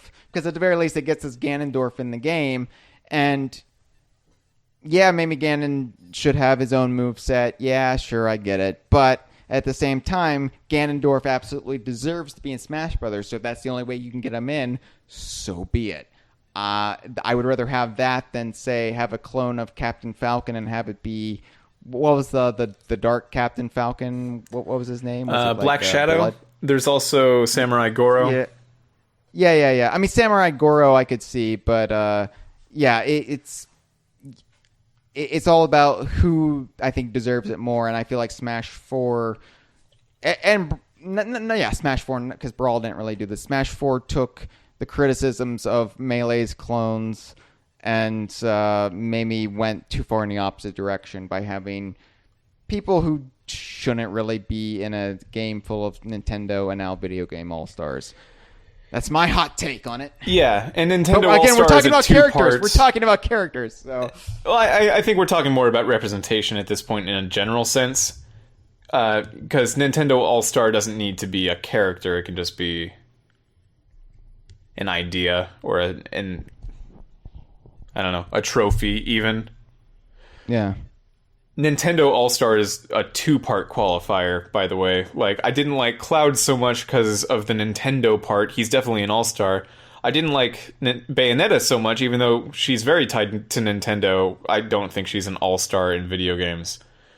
I don't know. I think Bayonetta is going to be one of those embarrassing inclusions that even 5 years from now, we'll look back on and be like, oh. I don't think I'll be embarrassed by Bayonetta. Bayonetta's a good game.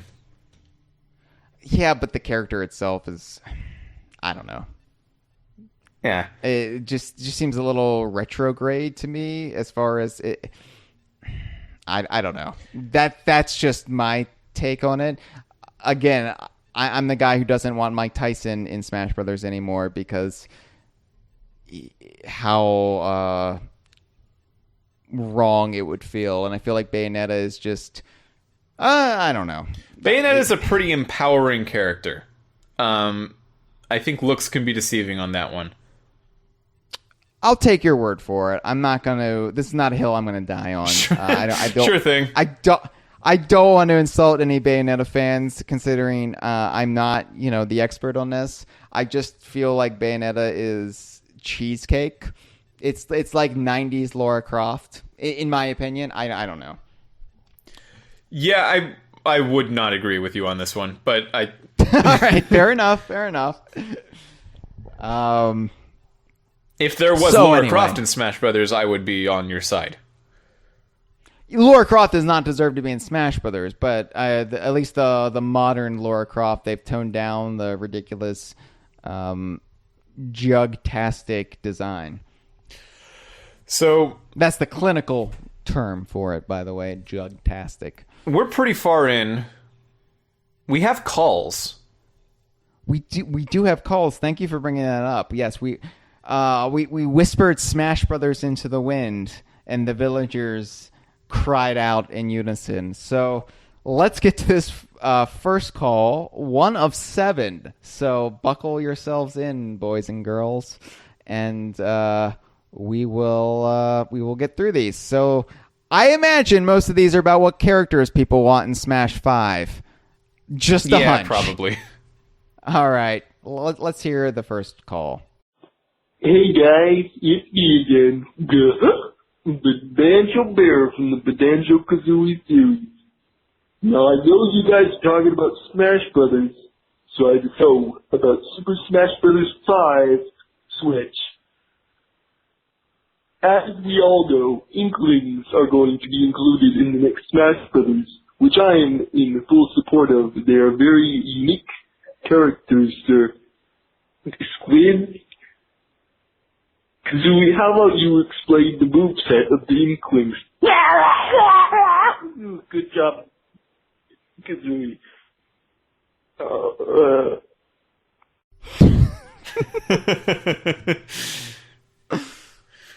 You know, I take it back. I don't want Banjo and Kazooie in Smash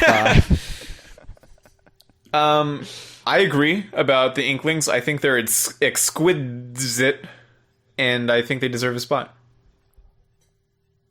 Well, I'm glad we've established that, because it's clearly not something we talked about ahead of that call. Thank you, Banjo and Kazooie. Yeah, thanks, guys. I love you. I love your work. Let's hear what character calls in next. Hey guys, it's Karate Joe from the DK Line Forum, and I'm here to talk about Smash Brothers and why I'm excited for it. So, Super Smash Brothers 4, Wii U and 3DS had a lot of inclusions, and I can't deny that. I did like a lot of them too. Mega Man, Villager, Little Mac, Duck Hunt. I loved all those characters. But it also came out in a weird time for Nintendo, in that there wasn't a whole lot else going on that I was super into. I did like a lot of it. Tropical Freeze is my favorite game, so obviously there's that, even though it didn't really end up getting too much in Smash Brothers.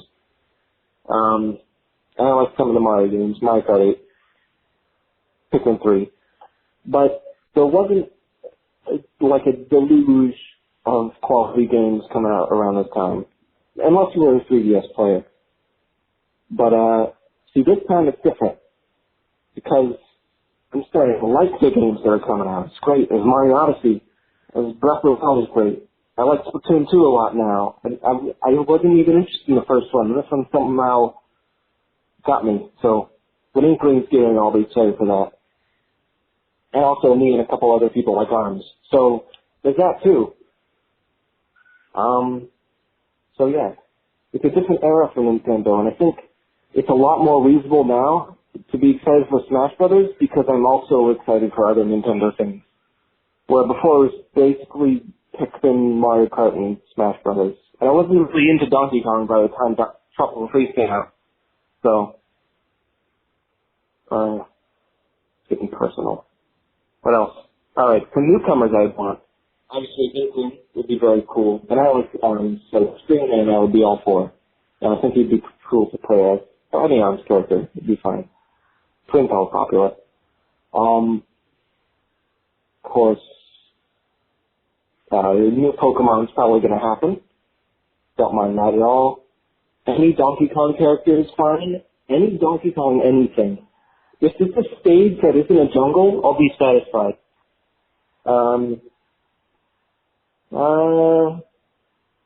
Music too, obviously. Rhythm Heaven, how about they add Karate Joe? That's my question. How would you feel if they added Karate Joe to Smash Brothers? Thank you. You know, when I said we would have another character calling in, I didn't actually expect it to be somebody self-identifying as Karate Joe. So they did take the long way around on that one, though. Yeah. So thank you for the call, Karate Joe, and also in the live stream chat right now, dkvine.com/Patreon.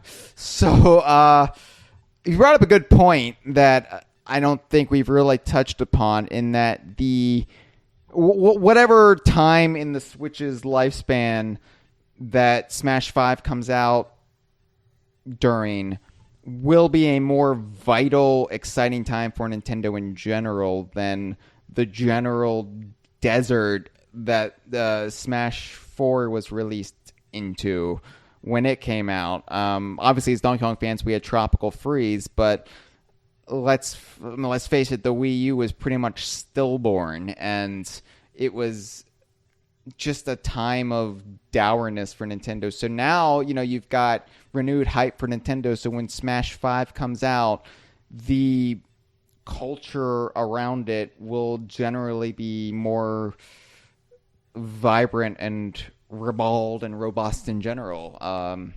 Yeah. So definitely true. At the very least, that will help the optimism and might help lessen the bitter infighting. Although I do remember Brawl, and I remember that came out during the high hog glory days of the Wii's feeding trough in the video game industry. So it was, I don't know where I'm going with these analogies. I apologize. It's getting late. And also I'm kind of tipsy on this Angry Orchard Balls combo. It's insane to me that you drank that and have been talking pretty much the whole time. I would have thrown up that at some point. Oh, well, I consume it rectly, so it's just, if you butt chug, just like it my really grandpa's helps. pennies. Keeps the nausea at bay. So, it's a good point. People are going to be more excited for Nintendo in general, and I feel like maybe that will leave less tolerance for bullshit like Cloud. Yeah, Because there's just a lot of Nintendo. stuff right now. Like, we didn't talk about this in our character segment, but ARMS, clearly, that's a great source for characters. All of the ARMS characters are unique in personality, and they look just really fresh and cool, and I like them. I don't know which one I would choose, because there doesn't really seem to be a main one outside of Springman, and Springman is kind of like one of the more boring ones. Like, I would like Twintail. I think that'd be a cool one. I want Lanky Kong as ARMS DLC, and then I want Lanky Kong in Smash 5. As an ARMS representative? First, yes. But, again, maybe we should defer to the ARMS cast, the ARMS-related podcast. The Armory. No, there is an ARM cast. I think there's also an Armsery. Well, I know that the Armcast guy is Ian Taylor. Ooh. from off of DK Vine. So that's the one I'm naturally inclined to plug. But anyway, Yeah, no, let's do that one instead. I don't know the other guys.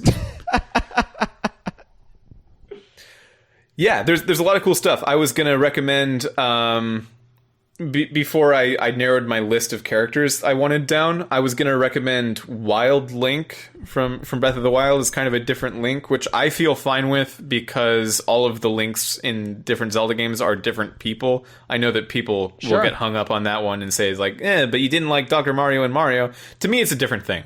And there's a lot of interesting, like, mechanical stuff from Breath of the Wild that you could represent in a character that I'd like to see.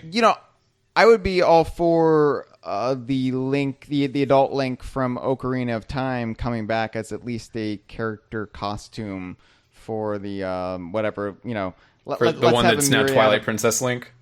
Yeah. Let's have a myriad of Links from all the different time periods available in Smash Brothers. Sure, that's fine. That's fine for me. Especially since, oddly, Zelda characters are limited as far as what you could use in Smash Brothers. Like, there's not many good options when you really like get down to the nitty gritty. Yeah, there really aren't. I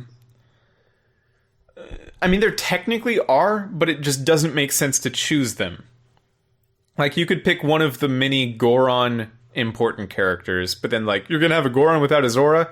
I guess I'm not. Hang on. And then you'd have to rework that. So it's just a lot of Links, a lot of Zeldas, and I don't know. It kind of works. I would like more. But yeah, Karate Joe, we're kind of getting away from your call a little bit. I agree. There's a lot of really cool stuff happening right now that they could take from that I really hope they do. It'll be a more exciting newcomer roster reveal than Smash 4 or possibly even Brawl had because of all the new stuff that's happening now. As for the character Karate Joe, we did touch on that. I gave my reasons why I didn't think it's necessarily the best pick to represent Rhythm Heaven, but I wouldn't throw it away either. It's not the worst pick in the world. All right, Mitchell, let's take a third call. Okay. Hello, Kongversation. It's Kevin Folgers here, and I'm already writing down my Smash 5 dream roster here. Oh, it's going to be great. We're going to get all the good ones this time. I just know we're going to get the long overdue K. Rool. We're going to get Ridley. We're going to get Dixie and Isaac and all the great ones. Oh, wait. The macaroni ship just leaked out the roster here. Hold on, I'm pulling it up. Yeah, Sakurai's definitely going to get all the fan favorites this time. Okay, what do we got here? We got Anime Swordsman, number 1, number 2. Yeah. We've got Anime Swordsman. Oh boy. Wait. Newcomers! I see it! Oh! It's gonna be. Oh. Wait a minute. Who the hell is this? What? Salika? Sophia, Rigel, and Valencia from Fire Emblem Echoes? Wow! 5 Fire Emblem newcomers again. Sakurai seriously can't think of anyone better to add to this game. Man, I almost say we just say fuck Smash Switch and don't even bother covering it. Screw its DKU status. This game is the reason why I became depressed for 4 goddamn years. In all seriousness, I think we could get a good chance of K. Rool. Why did I say that? I'm only going to set myself for disappointment. But no, Inkling and K. Rool are both Mii costumes. And with that, Inkling, I have an Inkling for this one. They're one of the biggest iconic newcomers in years for Nintendo, and they're in the same boat as K. Rool. So, the $100 is rigged. Bayonetta did not win. Bernie Sanders 2020. Goodbye. Thank you for the call, Kevin. I love the energy. Oh my God, he clearly hasn't been doing a podcast for 2 hours. So, one thing he brought up that I would love to see eradicated for the Smash 5 pre-release nonsense is, and this is not anything in Nintendo's control. I hate all of the fake leaks. I hate the whole gotcha culture around leaks, around like tricking people, trying to get people to believe bullshit. What, Hyle, you want a safe space? Are fake leaks your trigger? Fucking millennial. Hashtag fake leaks, okay? I don't like the fake leaks from the fake leak media, okay? From the failing Sal Romano. I don't know. I remember one of the most exciting moments from Smash 4's pre-release period turned out to be complete fabrication, and that was the Chunky Kong assist trophy. It was heartbreaking when that turned out to be a lie. And what purpose did that lie serve other than letting us down? It's cruel. It's just a bunch of trolls getting off on each other's faces. Didn't Chunky Kong come around again as a rumor for Splatoon in some way? Am I making that up? I wasn't paying attention to that. You might be right. I wasn't paying attention at that point. I feel if it was Chunky Kong for both Smash and Splatoon, I think someone's just trying to fuck with you specifically, Hyle. Chunk me once, shame on you. Chunk me twice, anyway. Zaboomba Foo. Thank you for the call, Kevin. That was the third one. Let's get to lucky number 4. Just like Smash 4 was the luckiest of the Smash Brothers. So this is probably going to be the worst call, and the person who called in with the 4th call is probably going to have withered, crippled, decrepit hands. see what they have to say. Hey guys, it's ACZ here. I hear today is Hyle and Mitch, so morning to you two, or evening, I guess. And I hear you're talking about Smash Brothers. I wouldn't really call it that. I think around the DK Vibe forum we don't use those terms. Anyways, Smash Bros, yeah. I actually don't think the next Smash Bros will be a new Smash Bros, say. You know, I'm still in the mindset that it's instead going to be just a port of Super Smash Bros for Wii U, and they're going to throw in stages from the 3DS version, you know, that's just going to add on to more characters. You know, I feel like at this point, like, people might be open to, like, a reboot of the, you know, the roster, but I'm very not sure about that. I mean, there's literally amiibo of all of these characters, and if you were to all of a sudden just reboot this roster, I mean, what's going to happen to those amiibos? They're going to become even more useless now if you can't use them in, like, future games for Smash. But just, what do you guys think? Do you guys think it's actually going to just be a port with new additions, tweaks, actual modes that people want to play this time? Not sure. Let me hear your thoughts. Anyways, see you guys. Huh.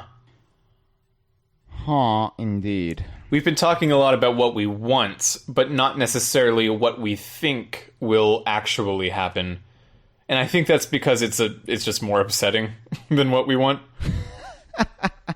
Oh, absolutely.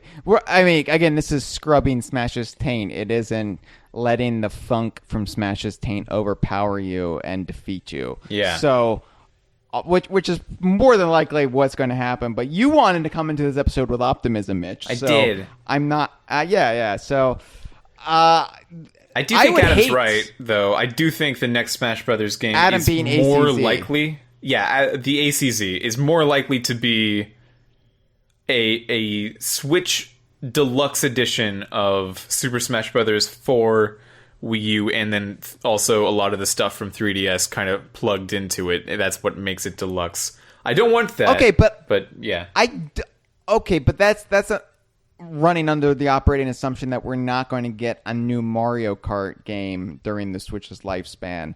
And I don't think that's going to be the case either.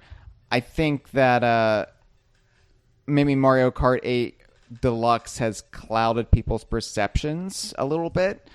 And I feel like it would be a bit of a slap in the face to those of us who bought a Wii U and bought these games the first time around if the entire Switch generation was just them rehashing their titles for the Wii U because, hey, nobody bought them on the Wii U. That's the quickest way to piss off long-time hardcore Nintendo fans, although nobody seemed to care with Mario Kart 8 Deluxe. People treated that like it was a brand new game. It was baffling to me. Even people who played the hell out of Mario Kart 8 were treating that like, oh yeah, Mario Kart 8. I was like, why are you excited about this? This is weird. Because it's really good. I'm on the opposite side of the argument. I apologize for my betrayal, Hyle. But Mario Kart 8 Deluxe feels like an entirely different game if you can play it in portable mode. And it honestly just is worth buying again for that, because I don't think it's not worth it for the people that bought it during the Wii U era either, because you got like a 3 to 4 year head start in playing it before anyone else. If I said, hey Hyle, pay $60 more and you can play the new Donkey Kong Country game 3 years before everyone else, you of course would do it. That's a really weird perspective. That's like very selective in how you're viewing that. I mean, it's also very, again, optimistic. That's not a take I would have necessarily arrived at. But sure. Now, granted, I'm a hypocrite. I'm a total fucking fraud because I absolutely want Tropical Freeze re-released on the Switch because I want people to play Tropical Freeze. And I feel like, there is that tradition there. We got new play controlled Jungle Beat. We got Donkey Kong Country Returns 3D. Sure, let's have a new version of Tropical Freeze, but I don't want that to come at the expense of an actual new Donkey Kong game for the Switch. So I could see some sort of Smash 4 Switch, edition, but I don't want that to come at the expense of a legitimate Smash 5. Yeah, I mean, obviously I want a legitimate Smash 5 more myself as well. Man, Adam's point about amiibos, though, was really interesting. That's a good point that I had not considered. There just are amiibos of every character in Super Smash Bros. 4. If you get rid of that character, it devalues an entire piece of hardware they made. Does anybody really care, though?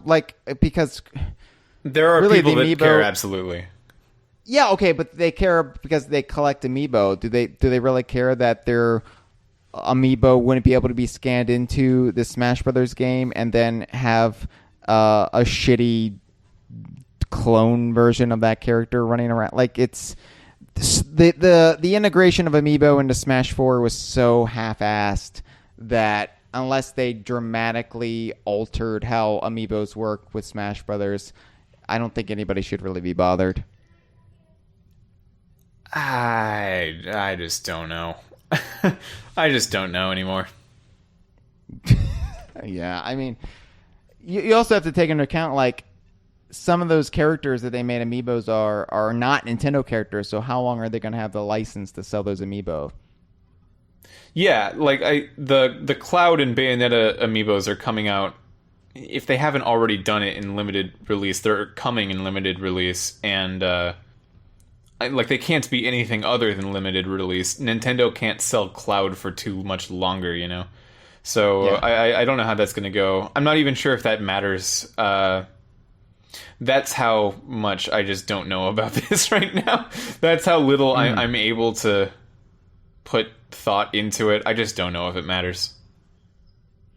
And then you also have to take into account they couldn't use Snake in Smash 4, so ultimately, how long are they going to have these DLC characters? Will they even be able to bring them back after a certain period of time? It's I don't know. Oh, sorry, you go. No, I was just going to say much more dramatically, I don't know what's going on with the whole legal team at Nintendo, or who is bitchy over what. I feel like, yes, I don't know. All the politics and now we don't want our character in this game because we are now mad at Nintendo because they have dishonored us in some way, form, or fashion. Well, I don't think that it's not fair to say that's what happened with Snake. Konami just kind of did their own whole weird thing with Snake in that same time frame. But looking at the history of, say, Nintendo and Square, I could easily see that going tits up before too long. Sure, or Rare to be more topical to us. Right. Yeah, Jordan Freeman from off of the forum, he is a big fighting game fan. He's definitely much more in the scene than I am. One of the things that he's talked about kind of often is that the Smash community needs to be better about letting characters that have been in previous games just vanish if they need to. Because other... if we needed to, could we say... in exchange for getting, and it can be a very important character too. In exchange for getting K. Rool in this one, would you not let Donkey Kong in this one? Would you be able to make that trade? I think it would be interesting to do. That's ludicrous. It's not that ludicrous if you look at some of the other fighting game series. Marvel vs. Capcom 3. The previous two Marvel vs. Capcoms were pretty big on Mega Man characters. Guess who wasn't in Marvel vs. Capcom 3? Mega Man. And then a different version of Mega Man was in Marvel vs. Capcom 3 Ultimate, and then a different version of Mega Man is going to be in the new one coming up, Infinite. But Mega Man isn't in it anymore. That's okay. In terms of Capcom, that's almost like saying, just Mario's not in this Smash Bros. And Jordan would argue, and he's argued in the past, we need to just be cool about that sometimes. If we want our weird, obscure characters, even though we would argue they are not weird and obscure, you just got to be okay about saying goodbye to some other things. What Smash Brothers is a celebration of the totality of Nintendo's history, or what it started out as. So I wouldn't say getting rid of Donkey Kong. I see and agree with the point if we're talking about rotating out Fire Emblem characters. There's no reason Roy should still be hanging out in Smash Brothers. Yeah. If you want to introduce the characters from the latest Fire Emblem game, sure, but let's cycle out some of the ones that don't really matter outside of the context of these are characters that have been in Smash Brothers in the past. I understand Smash Brothers is the kingmaker, but there's a reason it's also considered the kingmaker, and that's because of this, the Smash diehards being unwilling to let characters go, like Roy. Roy should not be in this game. There's too many Fire Emblem characters as is. Roy is a nothing character in the context of the greater Fire Emblem history. You know, you can bring back Marth time and again, but Roy? So same thing with like Pokemon. Now they have like retired like Pichu, yeah, sure. They've actually retired quite a few Pokemon, actually. What were you about to say? They've retired a few Squirtles in their past. Yeah, I played when I go to a tournament and I play Melee, I play as Jigglypuff. I love Jigglypuff. It's probably my favorite character in the game in terms of playstyle. And it's pretty high up there just in terms of like character theming and all that. I'd get it. I would get it if they said, we're just not doing that anymore. I would be a little sad for a second, and then they'd say, that's out because we want to do this cool thing. And then I'd be like, okay, that's fine. And I hope that we can all be that way. Because I'd like to see... No. If Nintendo came out and they asked you, Hyle Russell... K. Rool and Dixie Kong can be in this game, but we're getting rid of Donkey Kong. Would you say yes? They're asking you, and you have the final call on this. Well, it's a ludicrous proposition. It's an indecent proposal, if you will. So, I would have to sleep on it. Preferably in the same bed as Sakurai, but I really don't know. Now, I thought you were going to ask me if it would be replacing Diddy with one of these characters, and to that I would say absolutely no way. No, Diddy's still there. Okay, that's... See, I think this is...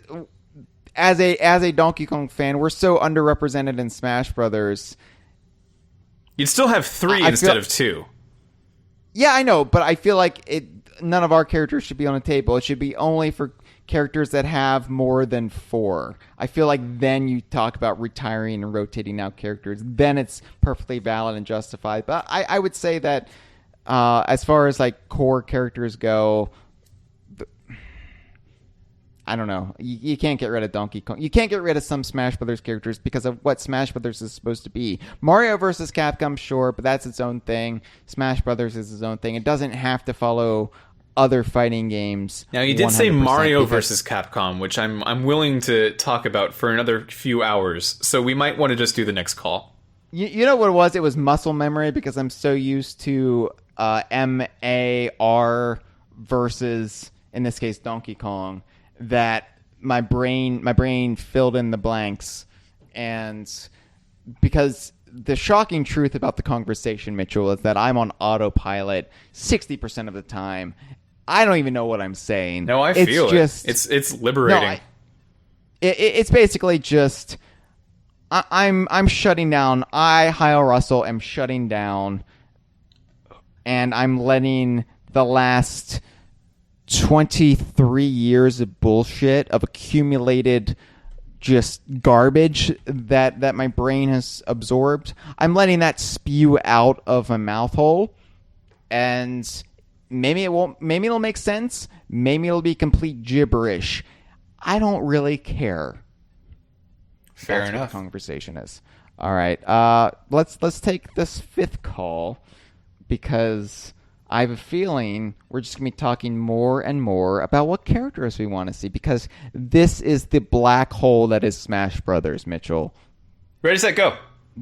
Hey guys, it's Ethan or Van the Bear here, and okay, I heard you're doing a conversation on Smash Brothers, and okay, it's Smash Brothers. This is Donkey Kong podcast.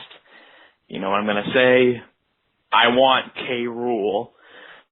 Sorry, but honestly, it's just kind of starting to drive me nuts. Like, I know K. Rool isn't a favorite character, but I'm sorry, I just want him in so badly.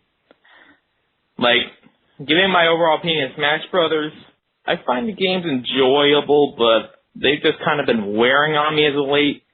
It feels like I just go in, pick Bowser, because he's my main, and then just do the same thing over and over again.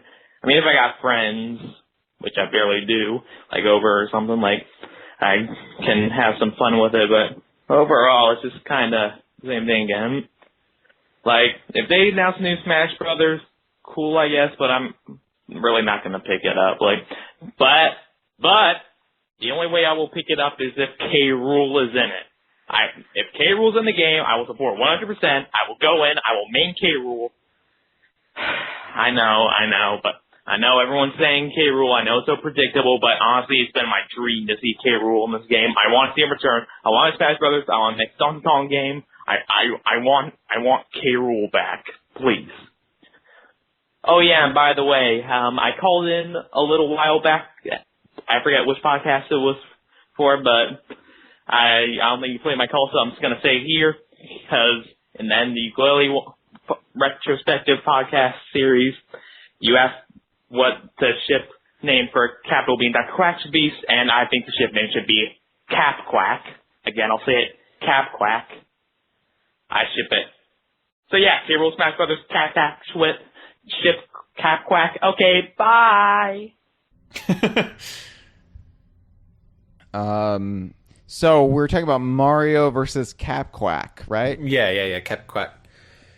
Yeah. I love the thought of someone being so invested into a character that, like, just the game is not good without that character. It's not where I'm coming from, but I don't think you're wrong either. It's a very interesting thing. Mm-hmm. And Nintendo really just isn't ready for it. Nintendo is not ready for that kind of fandom.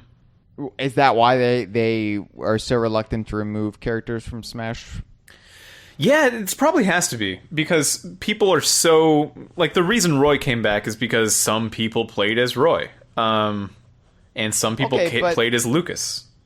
It's so weird where their priorities are, because they didn't bring Wolfe back, and I would say Wolfe is... And maybe this is just because I'm more into Star Fox, thanks to the Rare connections. But you would think Wolfe would be somebody they would want to bring back, even though he was a clone. Probably more clone, more than Roy, but less than Lucas. Lucas had a lot of fan support. Yeah. I don't know. I feel like that just shows where Sakurai's preferences were. He was more in tune with the Fire Emblem side of things, and so he heard the outcry of the Roy fans, the legion of Roy fans, and he wanted to rectify it. To be fair, Fire Emblem makes money and Star Fox doesn't. Yeah, I know, but I feel like that's not a creative defense. That's an economic defense. That's just me saying, I get it. I don't think you should have done it, but I get it. Well, then don't make Wolfe DLC. Just put Wolfe in the core game. I don't know. If you're trying to sell DLC, I understand that. But if we're just looking at things from the perspective of this is who I mained with in Smash. I'm sure there are Wolfe people out there too. Yeah, there's some for sure. Yeah. Okay. Anyway, thank you for the call. And what were we talking about? Cap Quack, right? Cap Quack. So, Cap Quack. All right. That would be great if this was the Memechi call, because then that would actually segue into the whole Quack thing. But I don't know if this is going to be Memechi or not. Well, let's find out. Hey, Hyle, and whoever. This is Zero Janitor from the internet. Noticed you were talking about Smash Brothers. Oh, I'm a first-time caller, by the way, but I've listened to your show for a long time. Anyway, well, I don't know what you know about the new Smash Brothers. I don't think there's anything to know. All I really hope for is a new Donkey Kong character, which is not going to happen, because Sakurai, he doesn't care. And I hope for Dixie Kong. I personally think she's a lot cooler than K-Roll. Maybe unpopular opinions. But, yeah, that's all I got. So, maybe I'll call in some other time with more. Alright, bye. Well, thank you for the call, Zero Janitor from Off of the Internet. And it's always great to hear from a first-time caller. I was one of those once, and now I'm here. Yeah. Maybe someday you, Zero Janitor. Don't you regret it. I was going to say, we love the first-time callers. It's when you're a second-time caller that we really start losing interest in you. So, yeah, Dixie, K-Roll. I mean, this is a DK Vine joint right here. So, obviously, it's going to keep coming back to those two. To a lesser extent, Banjo and Kazooie, but those are the less realistic options, even though they should be realistic options because Phil Spencer is all for it, as would Rare be, I'm sure. But yeah. Any further thoughts on this whole K-Rool and Dixie Kong debate? Because I mean, you're pro Dixie, I'm more pro K-Rool, but I think we would both be fine if the other party got into Smash, because I'm definitely, if Dixie doesn't make it and K-Rool does, I'm definitely still very excited about that.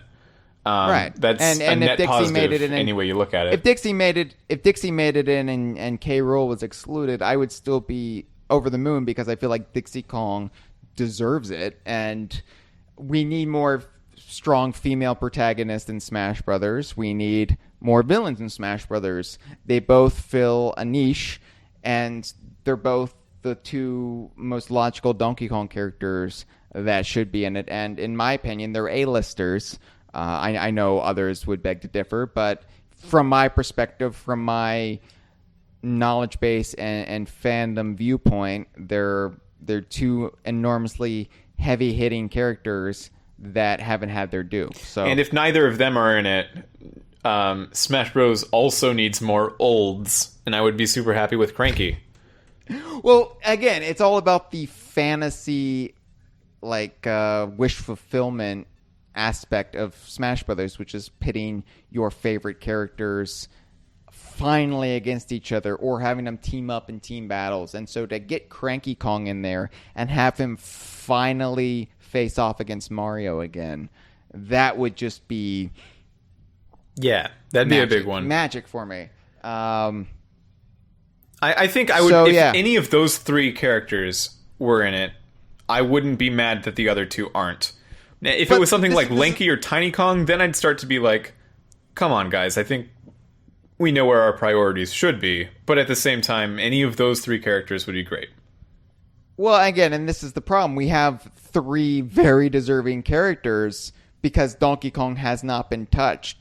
We get one new character every 2 generations. It's ridiculous when other franchises have just been exploited for all they're worth to the point where we're getting third stringers. Again, the equivalents of your lanky and tiny Kongs in Smash. Yeah.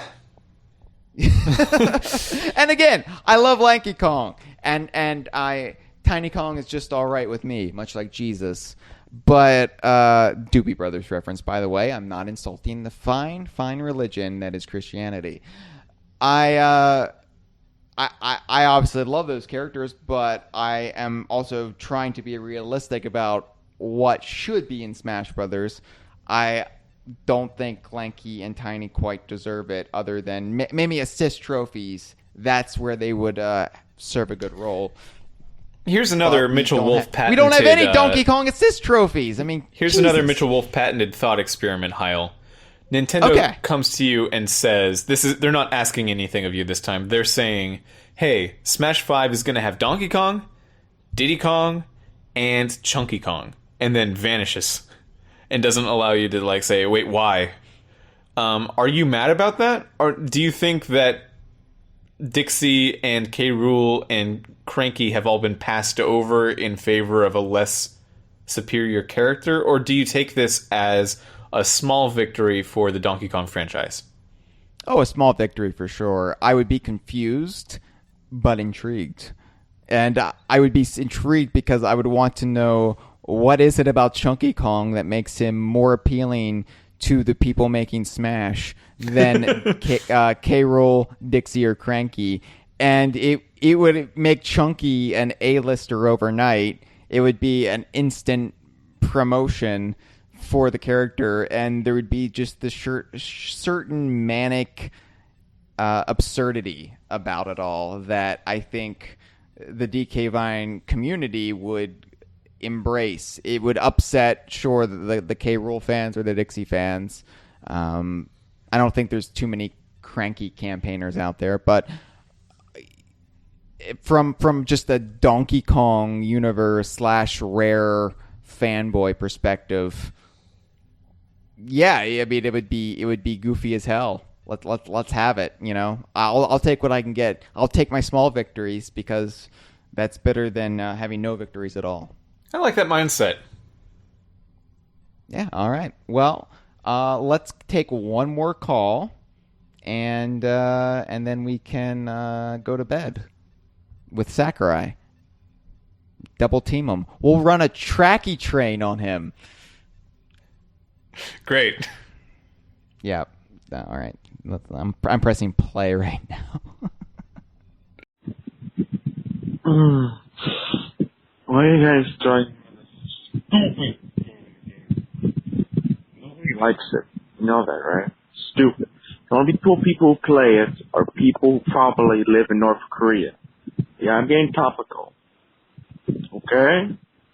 Now, Smash Brothers will be destroyed with wrath and fire. Here, I don't know what Donald Trump said. I forgot. Like the world has never seen before. Okay? This is what's going to happen. Sakurai made a bad video game. I'm sure I'll know that. It probably has the worst roster out of any video game ever, and it just isn't fun. It's just dumb. It really is just a dumb game. And Neebo's stupid. Nintendo's stupid. I'd rather just play. I'd rather not do any video game stuff because Nintendo sucks. But everything else is good. Even Nintendo stuff is good. But Nintendo themselves, and especially Sakurai, are idiots. Anyway,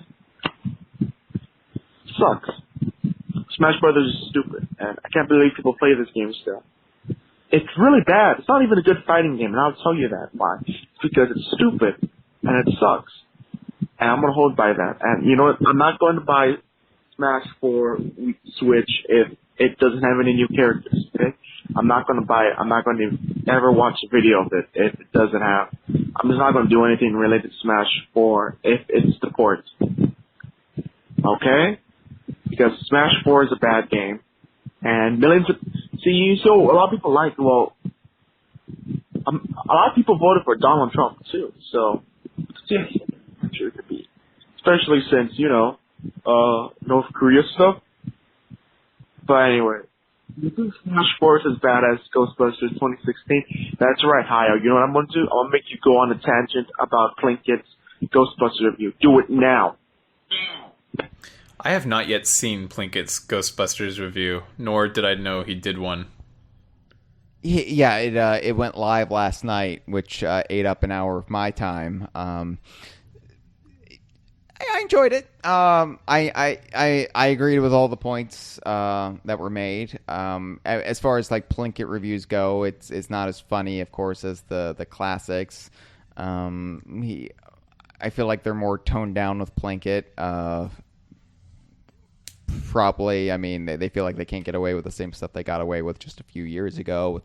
But the review itself was very, very well done. It was educational. It was, not educational in that I learned all about, say, the migratory patterns of seabirds, but it was educational in that why this movie went so wrong and where they miscalculated. But anyway, and hey, maybe you'll learn how to make a pizza roll. Actually there are no pizza roll references. Are you none? They didn't play any of the old standbys, all the old reoccurring gags. But thank you for calling. I was off by one call, but you were in there, Mamechi, and you're apparently calling from, I'm assuming, the Guardians of the Galaxy Mission Breakout ride, judging by the amount of wind. So I'm glad you took time out of your favorite experience at Disneyland. So there's a lot to unpack. I mean, just a lot of negativity, really. Yeah. I feel like what Mamechi is that all of, again, like Ghostbusters, all of the negative vibes we've had about Smash 4 have manifested in a physical form. In Ghostbusters 2, it was pink slime. Here, it was the man Mamechi himself. Yeah, our friend Mamechi. So let's just go through it. Sakurai's dumb. He made a dumb game. What are your thoughts on that sentence? What do you want me to say to that now? I think Sakurai's a brilliant game designer. I think he made a lacking game. I think he stayed with the franchise. I think he probably felt territorial over his baby, and he stayed with something. It's basically like a marriage. He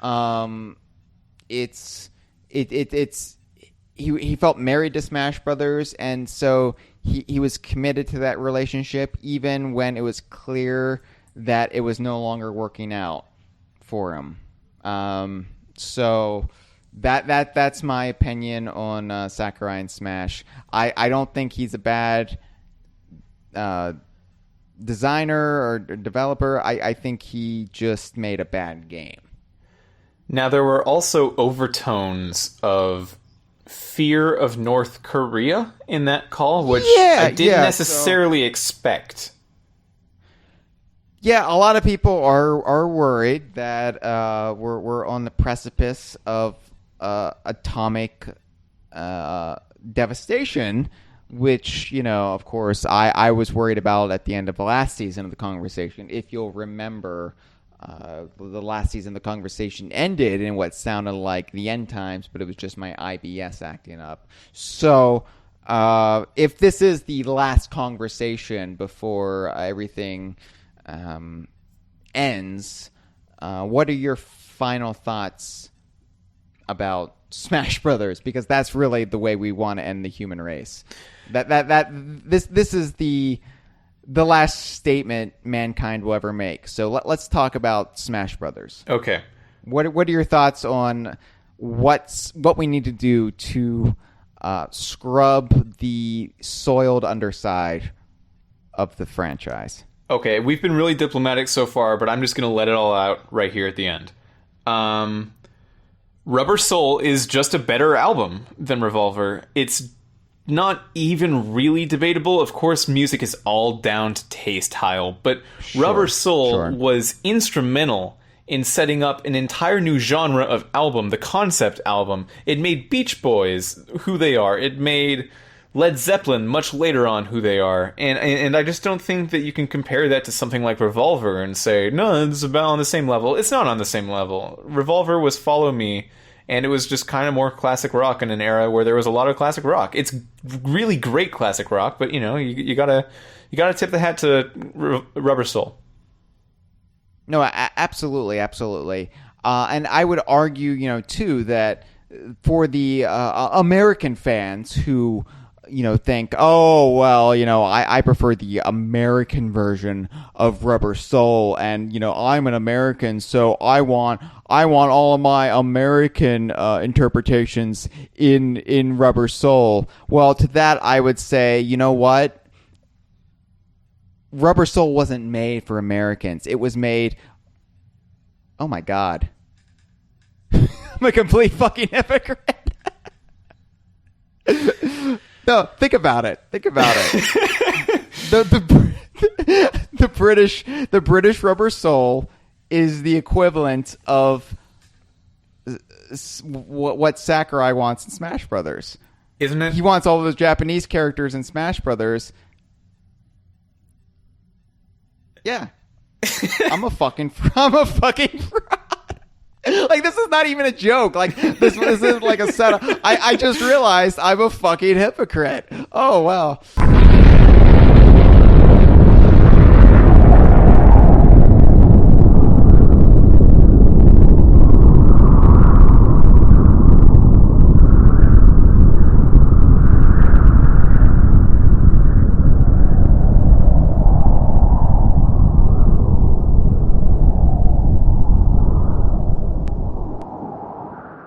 This has been a File 2 production. Que rico.